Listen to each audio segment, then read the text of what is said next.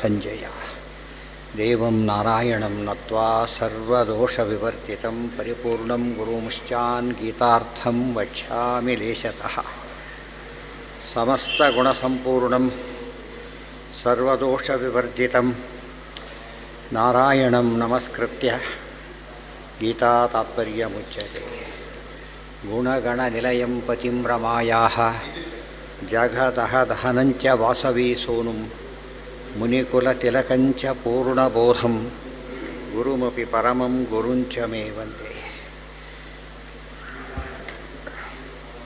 ಲಕ್ಷ್ಮೀನಾರಾಯಣಂ ನತ್ವಾ ಪೂರ್ಣಬೋಧಾದಿಕಾನ್ ಗುರೂನ್ ಕುರ್ಮ ಶ್ರೀ ಕೃಷ್ಣಗೀತಾಯಾಃ ಭಾಷ್ಯಾದ್ಯುಕ್ತಾರ್ಥಸಂಗ್ರಹ. ಯಾವುದೀಗ ಕ್ಲೇಶೋಧಿಕತರಸ್ತೇಷಾಂ ಅದಾಗಬೇಕು. ಮಯ್ಯಾವೇಶ್ಯ ಮನೋ ಏಮಾಂ ನಿತ್ಯಯುಕ್ತಾವುಪಾಸತೆ ಶ್ರದ್ಧಯಾ ಪರಯೋಪೇತಾಃ ತೇ ಮೇ ಯುಕ್ತತಮಾ ಮತಾಃ. ಯಾರು ನನ್ನಲ್ಲಿ ಮನಸ್ಸನ್ನು ಆವೇಶ್ಯ ಅದೇ ತದಲಂ ಭವಲೋಕ ವಿಚಿಂತನಯ ಪ್ರವಣಂ ಕುರು ಮಾನಸಮೀಶ ಪದೇಂದ್ರ ಒಂದೇ. ಮಯ್ಯಾವೇಶ್ಯ ಮನೋ ಯೇ ಮಾಂ ನಿತ್ಯಯುಕ್ತಾಃ ಉಪಾಸತೆ ಶ್ರದ್ಧಯಾ ಪರಯಾ ಉಪೇತಾಃ. ಪರಯಾ ಶ್ರದ್ಧೆ ಅಂದರೆ ಸಾತ್ವಿಕ ಶ್ರದ್ಧೆ. ಮೂರು ಶ್ರದ್ಧೆ ಹೇಳ್ತಾರೆ ಮುಂದೆ, ಸಾತ್ವಿಕೆ ರಾಜಸಿ ತಾಮಸಿ ಅಂಥೇಳಿ 17ನೇ ಅಧ್ಯಾಯದಲ್ಲಿ. ಸಾತ್ವಿಕ ಶ್ರದ್ಧೆಯಿಂದ ಕೂಡಿದವರಾಗಿ, ಉಪೇತಾಃ ಅಂದರೆ ಕೂಡಿದವರಾಗಿ ಯಾರನ್ನು ನನ್ನ ಉಪಾಸನೆ ಮಾಡ್ತಾರಲ್ಲ ತೇ ಅವರು ಯುಕ್ತತಮ ಇತಿ ಮೇ ಮತ. ಯುಕ್ತತಮ ಅತ್ಯಂತ ಯುಕ್ತರಾದವರು, ತುಂಬ ಶ್ರೇಷ್ಠರಾದವರು ಅಂತ ಅರ್ಥ. ಅಂದರೆ ಲಕ್ಷ್ಮೀ ಉಪಾಸನೆಯ ಮೂಲಕ ಮೋಕ್ಷ ಪಡೆಯೋದಕ್ಕಿಂತ ನಾರಾಯಣನ ಉಪಾಸನೆಯ ಮೂಲಕ ಮೋಕ್ಷ ಪಡಿತಕ್ಕಂಥ ದಾರಿ ಅತ್ಯಂತ ಸೂಕ್ತ ಅಂತ ತಾತ್ಪರ್ಯ. ಏತ್ವಕ್ಷರಮನಿರ್ದೇಶ್ಯಂ ಅವ್ಯಕ್ತಂ ಪರ್ಯುಪಾಸತೆ. ಇನ್ನು ಅಕ್ಷರ ಉಪಾಸನೆಯನ್ನು ಮಾಡ್ತಾರೆ. ಅಕ್ಷರ ಅಂದರೂ ಒಂದೇ, ಅವ್ಯಕ್ತ ಅಂದರೂ ಒಂದೇ. ಮಹಾಲಕ್ಷ್ಮಿ ಅಕ್ಷರ ತತ್ವ, ಇದು ಬ್ರಹ್ಮತತ್ವ, ಅದು ಅಕ್ಷರ ತತ್ವ, ಅವ್ಯಯ ತತ್ವ. ಏತು ಅಕ್ಷರಂ ಅನಿರ್ದೇಶ್ಯಂ ಅವ್ಯಕ್ತಂ ಪರ್ಯುಪಾಸತೆ ಸರ್ವತ್ರಗಂ ಅಚಿಂತ್ಯಂಚ ಕೂಟಸ್ಥಂ ಅಚಲಂ ಧ್ರುವಂ. ಯಾರು ಅನಿರ್ದೇಶ್ಯಂ ಅಕ್ಷರಂ ಅವ್ಯಕ್ತಂ ಪರ್ಯುಪಾಸತೆ, ಅಕ್ಷರ ತತ್ವವಾದ ಮತ್ತು ಅನಿರ್ದೇಶ್ಯಂ, ಉಳಿದವರಿಗೆ ಪ್ರಕೃತಿನೂ ಅರ್ಥವಾಗಲು ಸಾಧ್ಯ ಇಲ್ಲ. ಯಾಕೆಂದರೆ ಈಶ್ವರ ಅದನ್ಯತ್ರ ಸರ್ವ ವಿಷಯಕಂ ಆಲೋಚನೆ ಹೃದಯೋಗಿ ಜ್ಞಾನಂ ಅಂತ ಹೇಳಿದರು. ಅಲ್ಲಿ ಈಶ್ವರ ಅಂತ ಹೇಳಿದರೆ ನಾರಾಯಣ ಒಂದೇ ಅಂತ ಅರ್ಥ ಅಲ್ಲ, ಮಹಾಲಕ್ಷ್ಮಿನೂ ಸೇರಿ ಈಶಕೋಟಿ ಪ್ರವಿಷ್ಟರಿಬ್ಬರು ಕೂಡ. ಅವರು ಅನಂತ ಪಟ್ಟು ಮೇಲಿರೋದ್ರಿಂದ ನಾರಾಯಣ ಸಾಧ್ಯ ಇಲ್ಲ. ಕೋಟಿ ಪಟ್ಟು ಅಂತ ಹೇಳಿದರೆ ಅನಂತಕ್ಕಿಂತ ಕಡಿಮೆ. ಅನಂತ ಅನಂತ ಅಂತ ತಿಳ್ಬೋದು. ಇವರು ಅನಂತ ಮೇಲಿದ್ದಾರೆ. ಆದ್ದರಿಂದ ಅವ್ರ ಬಗ್ಗೆನೂ ಪೂರ್ತಿ ತಿಳಿಯೋದಿಲ್ಲ. ಅದಕ್ಕೆ ಅನಿರ್ದೇಶ್ಯಂ ಪರಿಉಪಾಸದ ಸರಿಯಾಗಿ ಉಪಾಸನೆಯನ್ನು ಮಾಡ್ತಾರೆ. ಅದು ಎಂಥದ್ದು? ಸರ್ವತ್ರಗಂ ಅಚಿಂತ್ಯಂಚ. ಮಹಾಲಕ್ಷ್ಮಿನೂ ಸರ್ವತ್ರ ವ್ಯಾಪ್ತರು. ಸರ್ವತ್ರಗಂ ದೇಶತಃ ಕಾಲತಃ ಸಮವ್ಯಾಪ್ತಿ ಇರೋದರಿಂದ ಅವರು ಕೂಡ ವ್ಯಾಪ್ತರು. ಅಚಿಂತ್ಯಂ ಸಾಕಲ್ಯೇನ ಅಚಿಂತ್ಯರು. ಚ ಕೂಟಸ್ಥಂ ಅಚಲಂ ಧ್ರುವಂ. ಕೂಟಸ್ಥಂ, ಕೂಟ ಅಂದರೆ ಅವ್ಯಾಕೃತ ಆಕಾಶ. ಕೂಟಸ್ಥಂ ಅಂದರೆ ಅಭಿಮಾನಿ ದೇವತೆಯಾಗಿರತಕ್ಕಂತಹ ನಿರ್ವಿಕಾರನಾಗಿರತಕ್ಕಂತಹ ಅವ್ಯಕ್ತ ತತ್ವವನ್ನು ಯಾರು ಉಪಾಸನೆ ಮಾಡ್ತಾರೋ ಅದು ಅಚಲಂ. ಅಚಲಂ ಒಬ್ಬರೇ ಎಂದು ಬದಲಾವಣೆ ಇಲ್ಲ. ಧ್ರುವಂ ಮತ್ತು ನಿತ್ಯ ಅಂಥ ಅವ್ಯಕ್ತತ್ವದ ಹಿರಿಮೆ ಇವೆಲ್ಲ ಕೂಡ ಲಕ್ಷ್ಮೀ ಮಹಾತ್ಮ್ಯ. ಇಂಥದ್ದನ್ನು ಉಪಾಸನೆ ಮಾಡ್ತಾರಲ್ಲ. ಆದರೆ ಉಪಾಸನೆ ಮಾಡಬೇಕಾದ್ರೆ ನಿಯಮ ತುಂಬ ಜಾಸ್ತಿ ಇಲ್ಲಿ. ಸನ್ನಿಯಮ್ಯ ಇಂದ್ರಿಯ ಗ್ರಾಮಂ, ಸಕಲ ಇಂದ್ರಿಯಗಳನ್ನು ಕೂಡ ಸಂ ಅಂದರೆ ಭಗವಂತ ಅವನಲ್ಲೇ ತೊಡಗಿಸಿ, ಸರ್ವತ್ರ ಸಮಬುದ್ಧಯ, ಸರ್ವತ್ರ ಸಮಬುದ್ಧಿಗಳಾಗಿದ್ದು, ವಿದ್ಯಾವನಿಯ ಸಂಪನ್ನೆ ಬ್ರಾಹ್ಮಣೇ ಗವಿಹಸ್ತಿನಿ ಇಂಥ ಸಾಮ್ಯ ಬುದ್ಧಿಯನ್ನು ಹೊಂದಿದ್ದು. ತೇ ಅಲ್ಲಿ ಅವರಿಗೆ ಸಾಮ್ಯ ಅಲ್ಲ, ಒಳಗಿರ್ತಕ್ಕಂಥ ಭಗವದ್ ರೂಪಗಳಿಗೆ ಸಾಮ್ಯ. ಇವ್ರ ಬಗ್ಗೆ ಸಾಮ್ಯ ಅಂದರೆ ನಿಷ್ಪಕ್ಷಪಾತವಾದ ದೃಷ್ಟಿ. ಇದೇ ಪ್ರಾಪ್ನುವಂತಿ ಮಾಮೇವ ಸರ್ವಭೂತ ಹಿತೇ ರತಃ. ಮತ್ತಿನ್ನೇನಾಗಿರ್ಬೇಕು ಅವರು? ಸರ್ವಭೂತ ಹಿತೇ ರತಃ. ಎಲ್ಲ ಪ್ರಾಣಿಗಳ ವಿಚಾರದಲ್ಲೂ ಕೂಡ ಹಿತ ಮಾಡೋದಕ್ಕೆ ಇರಬೇಕೆ ಹೊರತು ದ್ರೋಹ ಇತ್ಯಾದಿ ಮಾಡೋದಲ್ಲ. ತೇ ಪ್ರಾಪ್ನುವಂತಿ ಮಾಮೇವ, ಅವರು ನನ್ನನ್ನೇ ಹೊಂದುತ್ತಾರೆ. ಒಟ್ಟು ಕೂಡ ಕೊನೆಗೆ ದೇವರನ್ನೇ ಹೊಂದಬೇಕು, ಅವ್ರು ಬೇರೆ ದಾರಿ ಇಲ್ಲ. ಭವಂತು ಅದೆಲ್ಲ ವಿವರಣೆಗಳೀಗ. ಭವಂತು ಮದುಪಾಸಕಾಃ ತ್ವದುಪಾಸಕಾಃ ಏವ ಉತ್ತಮಾಃ ಇತರೇಷಾಂ ತು ಕಿಂ ಫಲಮಿತ್ಯತಃ ಏತು ಇತ್ಯಾದಿನ ಅನಿರ್ದೇಶ್ಯತ್ವಂ ಪ್ರೋಕ್ತಂ ಭಾಗವತೆ ಮಾಯಾಯಾಹ. ಮಾಯಾ ಅಂದರು ಮಹಾಲಕ್ಷ್ಮಿ, ಮಾಯಾ ಜಯ ಕೃತಿ ಶಾಂತಿ ಅವರು ಕೂಡ ಅನಿರ್ದೇಶ್ಯತ್ವಂ ಅಪ್ರತರ್ಕ್ಯಾತ್ ಅನಿರ್ದೇಶ್ಯಾದಿತಿ ಕೇಶ್ವಪಿ ನಿಶ್ಚಯ ಇತಿ. ಈಶ್ವರಸ್ತು ದೈವಶಬ್ದೇನ ಉಕ್ತಃ ದೈವಮನ್ಯೇ ಅಪರೇ ಇತ್ಯತ್ರ ಉಕ್ತಂಚ ಸಾಮವೇದೇ ಕಾಷಾಯಣಶ್ರುತೌ ನಾಸದಾಸೀತ್ ನೋ ಸದಾಸೀತ್ ತದಾನೀಮಿತಿ ನಾ ಬ್ರಹ್ಮ ಮಹಾಭೂತಂ ನೋಪಭೂತಂ ತದಾಸೀತ್ ಇತ್ಯಾರಭ್ಯ ತಮ ಆಸೀತ್ ತಮಸಾ ಗೂಢಮಗ್ರೇ ಇತಿ. ಆಗ ಲಕ್ಷ್ಮೀನಾರಾಯಣರು ಇಬ್ಬರೇ ಇದ್ದಿದ್ದು ಪ್ರಳಯ ಕಾಲದೊಳಗೆ. ತಮೋ ಹಿ ಅವ್ಯಕ್ತಂ ಅಜರಂ ಅನಿರ್ದೇಶ್ಯಂ ಏಷಾ ಹಿ ಏವ ಪ್ರಕೃತಿ ಇತಿ. ಪ್ರಕೃತಿಯ ಸ್ವರೂಪ ಇದು. ಒಂದು ಲಕ್ಷ್ಮೀ ಮಹಿಮೆ ಹೇಳ್ತಾನೆ ನಾರಾಯಣನ ಮಹಿಮೆ ಹೇಳ್ತಾ ಇದ್ದಾರೆ. ಸರ್ವಗ ನೋಡಿ, ಪಚ್ಚುರ ಅಸಾಮಂಜಸ್ಯ ಅಂತಿದ್ದಾಗ ಅಸಾಮಂಜಸ್ಯ ಇಲ್ಲ, ಅಸ್ವಾತಂತ್ರ್ಯ ಒಂದು ಬಿಟ್ಟರೆ ಇನ್ಯಾವ ಅಸಾಮಂಜಸ್ಯನೂ ಇಲ್ಲ. ಅದಕ್ಕಾಗಿ ಅಷ್ಟೆಲ್ಲ ಪ್ರಶಂಸೆ ಮಾಡಿ, ಆದರೆ ನಾರಾಯಣ ಅನುಗ್ರಹ ಇಲ್ಲದೆ ಹೋದರೆ ಅವ್ರು ಮಾಡೋದಿಲ್ಲ ಅಂತ ಹೇಳ್ತಾರೆ. ಸರ್ವಗ ಅಚಿಂತ್ಯಾದಿಲಕ್ಷಣ ಚ ಸಾ ತಥಾ ಹಿ ಮೋಕ್ಷಧರ್ಮೇ. ಸರ್ವಗಃ ಸರ್ವವಿದ್ವಾನು ನಾರಾಯಣ ಸರ್ವಗಃ, ಇವರು ಸರ್ವಗ ದೇಶತಾಕಾರತ ಸರ್ವತ್ರ ಇರತಕ್ಕಂಥವರು. ಇತ್ಯಾದಿ ಲಕ್ಷಣ ಚ ಸಾ ತಥಾ ಹಿ ಮೋಕ್ಷಧರ್ಮೇ.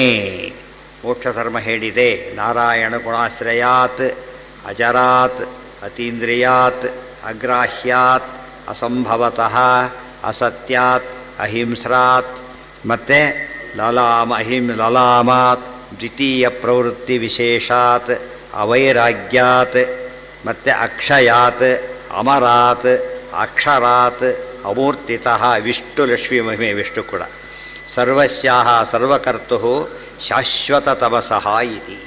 ಹೀಗಿರತಕ್ಕಂಥ ಮಹಾಲಕ್ಷ್ಮಿ ಮತ್ತು ನಾರಾಯಣ ಇಬ್ಬರು ಮಹಿಮೆನೂ ಅದರಲ್ಲಿ ಹೇಳಿದರು.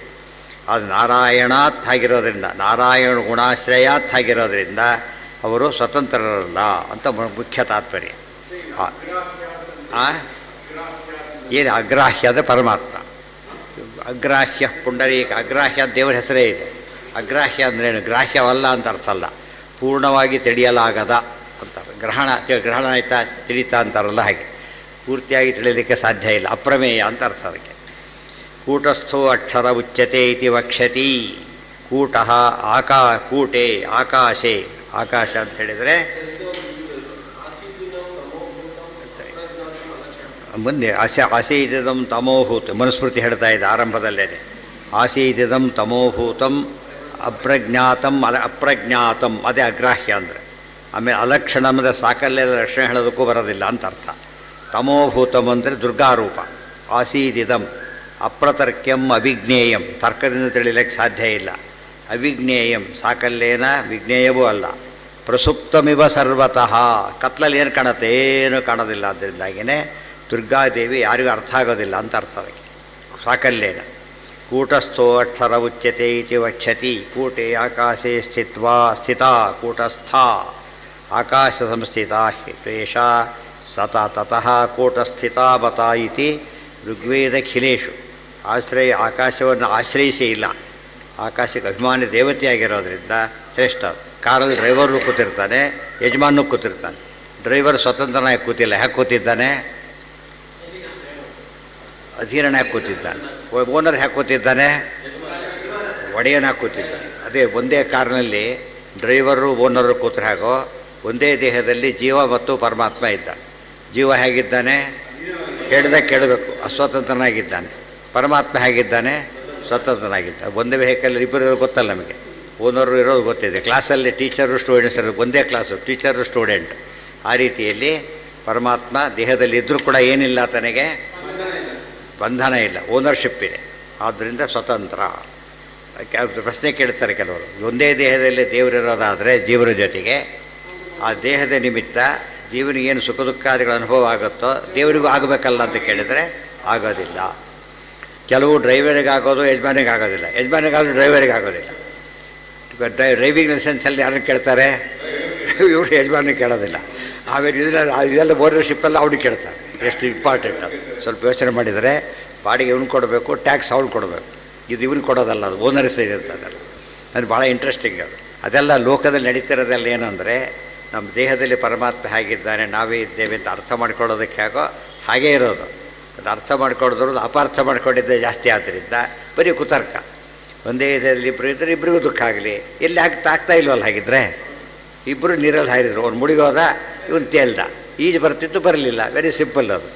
ಅದು ಯಾವನು ಬದುಕಲಿಕ್ಕೆ ಬರುತ್ತೋ ಅವನು ಹಾಳಾಗೋದಿಲ್ಲ, ಉಳಿದವನು ಹಾಳಾಗ್ತಾನೆ ಅಂತ ಅರ್ಥ. ಸಾ ಸರ್ವಗ ನಿಶ್ಚಲ ಲೋಕಯೋನಿ, ಲೋಕಯೋನಿ ಅಂದರೆ ಜಗತ್ತಿನ ತಾಯಿ ಅಂತ ಅರ್ಥ. ಅಥವಾ ಲೋಕಸ್ಯ ವಿಷ್ಣೋ ಯೋನಿ ಭಾರ್ಯ ಅಂತಲೂ ಮಾಡ್ಬೋದು. ಸಾ ಸರ್ವಗ ನಿಶ್ಚಲ ಲೋಕಯೋನಿ ಸಾ ಚ ಅಕ್ಷರ ವಿಶ್ವಗ ವಿರಜಸ್ಕ, ಎಷ್ಟು ವಿಷಯ ಹೇಳ್ತಾರೆ. ಇತ್ತೀಚ ಸಾಮವೇದೆ ಗೌಪವನ ಶಾಖಾಯ, ಇನ್ನು ಸ್ವಲ್ಪ ಆಗಿತ್ತದಲ್ಲ, ಈಗ ಮುಂದೆ ಹೇಳ್ತಾರೆ. ಆದರೆ ಎರಡು ಮುಕ್ತಿ ಎರಡಕ್ಕೂ ಸಿಗುತ್ತೆ ಅಂದಮೇಲೆ ಲಕ್ಷ್ಮೀ ಉಪಾಸನೆ ಮಾಡಬಹುದಲ್ಲ ಅಂತ ಕೇಳಿದ್ರೆ ಹೇಳ್ತಾರೆ. ಕ್ಲೇಶೋಧಿಕತರಸ್ತೇಷಾಂ ಅವ್ಯಕ್ತಾಸಕ್ತ ಚೇತಸಾಂ ಅವ್ಯಕ್ತಾ ಹಿ ಗತಿರ್ದುಃಖಂ ದೇಹವದ್ಭಿರವಾಪ್ಯತೆ. ಆದರೆ ಅವರಿಗೆ ಕ್ಲೇಶ ತುಂಬ ಜಾಸ್ತಿ. ಭಗವದ್ ಉಪಾಸನೆ ಕ್ಲೇಶ. ಕಠೋಪನಿಷತ್ ಹೇಳ್ತದೆ ಏನಂತ, ಕ್ಷುರಸ್ಯ ಧಾರ ರಿಷಿತಾ ದುರತ್ಯಯ ದುರ್ಗಂ ಪಥಸ್ತತ್ ಕವಯೋ ವದಂತಿ. ಓದಿದ್ದೇವಾಗಲೇ ಅದು ಏನಂತ ಬಂತಲ್ಲಿ, ಕತ್ತಿ ಅಲಿಗಿನ ಮೇಲೆ ನಡೆದ್ರೆ ಹಾಗೋ ಹಾಗೆ. ಶಾಸ್ತ್ರದ ಅಧ್ಯಯನ ಮಾಡೋದು ಅಧ್ಯಾತ್ಮ ಹೇಗೆ ಅಂದರೆ, ಸ್ವಲ್ಪ ಜೋರಾಗಿ ಕಾಲಿಟ್ಟರೆ ಚುಚ್ಚುತ್ತೆ, ಮೆಲ್ಲಗೆ ಕಾಲಿಟ್ಟರೆ ಉಳ್ಕೊಂಡ್ಬಿಡ್ತಾರೆ. ಹೇಗಿರ್ಬೇಕಾದ್ರೆ ಫುಲ್ಲು ಬ್ಯಾಲೆನ್ಸ್ ಮಾಡ್ಕೊಂಡು ಹೋಗ್ಬೇಕು. ಗೊತ್ತಾಯ್ತಾ, ಭಾರಿ ಕಷ್ಟ. ಅದನ್ನು ಲೌಕಿಕ ವೈದಿಕ ಮ್ಯಾನೇಜ್ ಮಾಡಬೇಕು. ಲೌಕಿಕದಲ್ಲಿ ಬಿದ್ದು ಹೋಗಬಾರ್ದು, ಇಲ್ಲಿ ಆಗದೇನೋ ಹೋಗಬಾರ್ದು. ಅದಕ್ಕೋಸ್ಕರ ಹುಷಾರಾಗಿರಬೇಕು. ಕ್ಲೇಶ ಅಂತಿದೆ ಅಂತಾಯಿತು, ಅದರಿಂದ ಎಲ್ಲರೂ ಸಾಧನೆ ಮಾಡೋಕ್ಕಾಗೋದಿಲ್ಲ. ಆದರೆ ಮಹಾಲಕ್ಷ್ಮಿ ಉಪಾಸನೆ ಮಾಡ್ಕೊಂಡು ಹೋಗ್ತೀವಿ ಅಂತ ಕೇಳಿದರೆ ಕ್ಲೇಶ ತಪ್ಪಿದ್ದಲ್ಲ. ಅದಕ್ಕೇನೆ ರೊಕ್ಕ ಎರಡಕ್ಕೂ ದುಃಖ ಕಾಣಕ್ಕ. ಸಂಪಾದನೆ ಮಾಡೋದು ಕಷ್ಟ, ರಕ್ಷಣೆ ಮಾಡೋದು ಕಷ್ಟ, ಎಲ್ಲ ಸ್ಟೇಜಲ್ಲೂ ಕಷ್ಟ ಇದೆ. ಜ್ಞಾನ ಹಾಗಲ್ಲ, ಒಳಗಿರೋದಾದ್ರಿಂದ ಯಾವ ರಿಸ್ಕ್ ಇಲ್ಲ ಅದರೊಳಗೆ. ಹೊರಗೆ ಕತ್ಕೊಂಡು ಹೋಗೋ ರಿಸ್ಕ್ ಇಲ್ಲ. ಗೊತ್ತಾಯ್ತಾ, ಅದು ಕಳಿಸೋಗೋ ರಿಸ್ಕ್ ಇಲ್ಲ, ಕಡಿಮೆ ಆಗೋ ರಿಸ್ಕು ಇಲ್ಲ. ಇದರಲ್ಲಿ ಮೋಸ ಆಗುತ್ತೆ. ಕಥಂ ತರ್ಹಿ ಕ್ಲೇಶ ಅಧಿಕತರಸ್ತೇಷಾಂ ಅವ್ಯಕ್ತಾಸಕ್ತ ಚೇತಸಾಂ. ಅವ್ಯಕ್ತರಲ್ಲಿ ಆಸಕ್ತ ಅಂದರೆ ಉಪಾಸನೆ ಮಾಡುವವರಿಗೆ ಅಂತರ್ಥ. ಯಾಕೆ, ಅವ್ಯಕ್ತಾ ಹಿ ಗತಿರ್ದುಃಖಂ ದೇಹವದ್ಭಿರವಾಪ್ಯತೆ. ಅದೇನು ಅಂತ ವಿವರಣೆ ಮಾಡ್ತಾರೆ. ಕಥಂ ತರ್ಹಿ ತದುಪಾಸಕಾನಾಮುತ್ತಮತ್ವಮಿತ್ಯತಃ ಕ್ಲೇಶ ಇತಿ. ಅವ್ಯಕ್ತಾ ಗತಿ ದುಃಖಂ ಹಿ ಅವಾಪ್ಯತೆ. ಅವ್ಯಕ್ತಾ ಗತಿ ಅಂದ್ರೇನು, ಅವ್ಯಕ್ತ ತತ್ವದ ಉಪಾಸನೆಯ ಮೂಲಕ ಗತಿ ಅಂದರೆ ಮೋಕ್ಷ ಪಡೆಯುವ ಹಾದಿ ಇದೆಯಲ್ಲ, ಅದು ಕ್ಲೇಶಕ್ಕೆ ಕಾರಣ, ದುಃಖಕ್ಕೆ ಕಾರಣ. ಗತಿರ್ಮಾರ್ಗ ಅವ್ಯಕ್ತೋಪಾಸನದ್ವಾರಕೋ ಮತ್ಪ್ರಾಪ್ತಿ ಮಾರ್ಗೋ ದುಃಖಮಾಪ್ಯತೆ ಇತ್ಯರ್ಥ. ಆ ಮೂಲಕ ಬರತಕ್ಕಂಥದ್ದು ದುಃಖಕರವಾದ ಹಾದಿ. ಇಲ್ಲಿ ಕ್ಲೇಶಕ್ಕೆ ಏನಂತ ಅರ್ಥ ಮಾಡಿದರು, ದುಃಖ ಅಂತಾಯ್ತು ಕೊನೆಗೆ.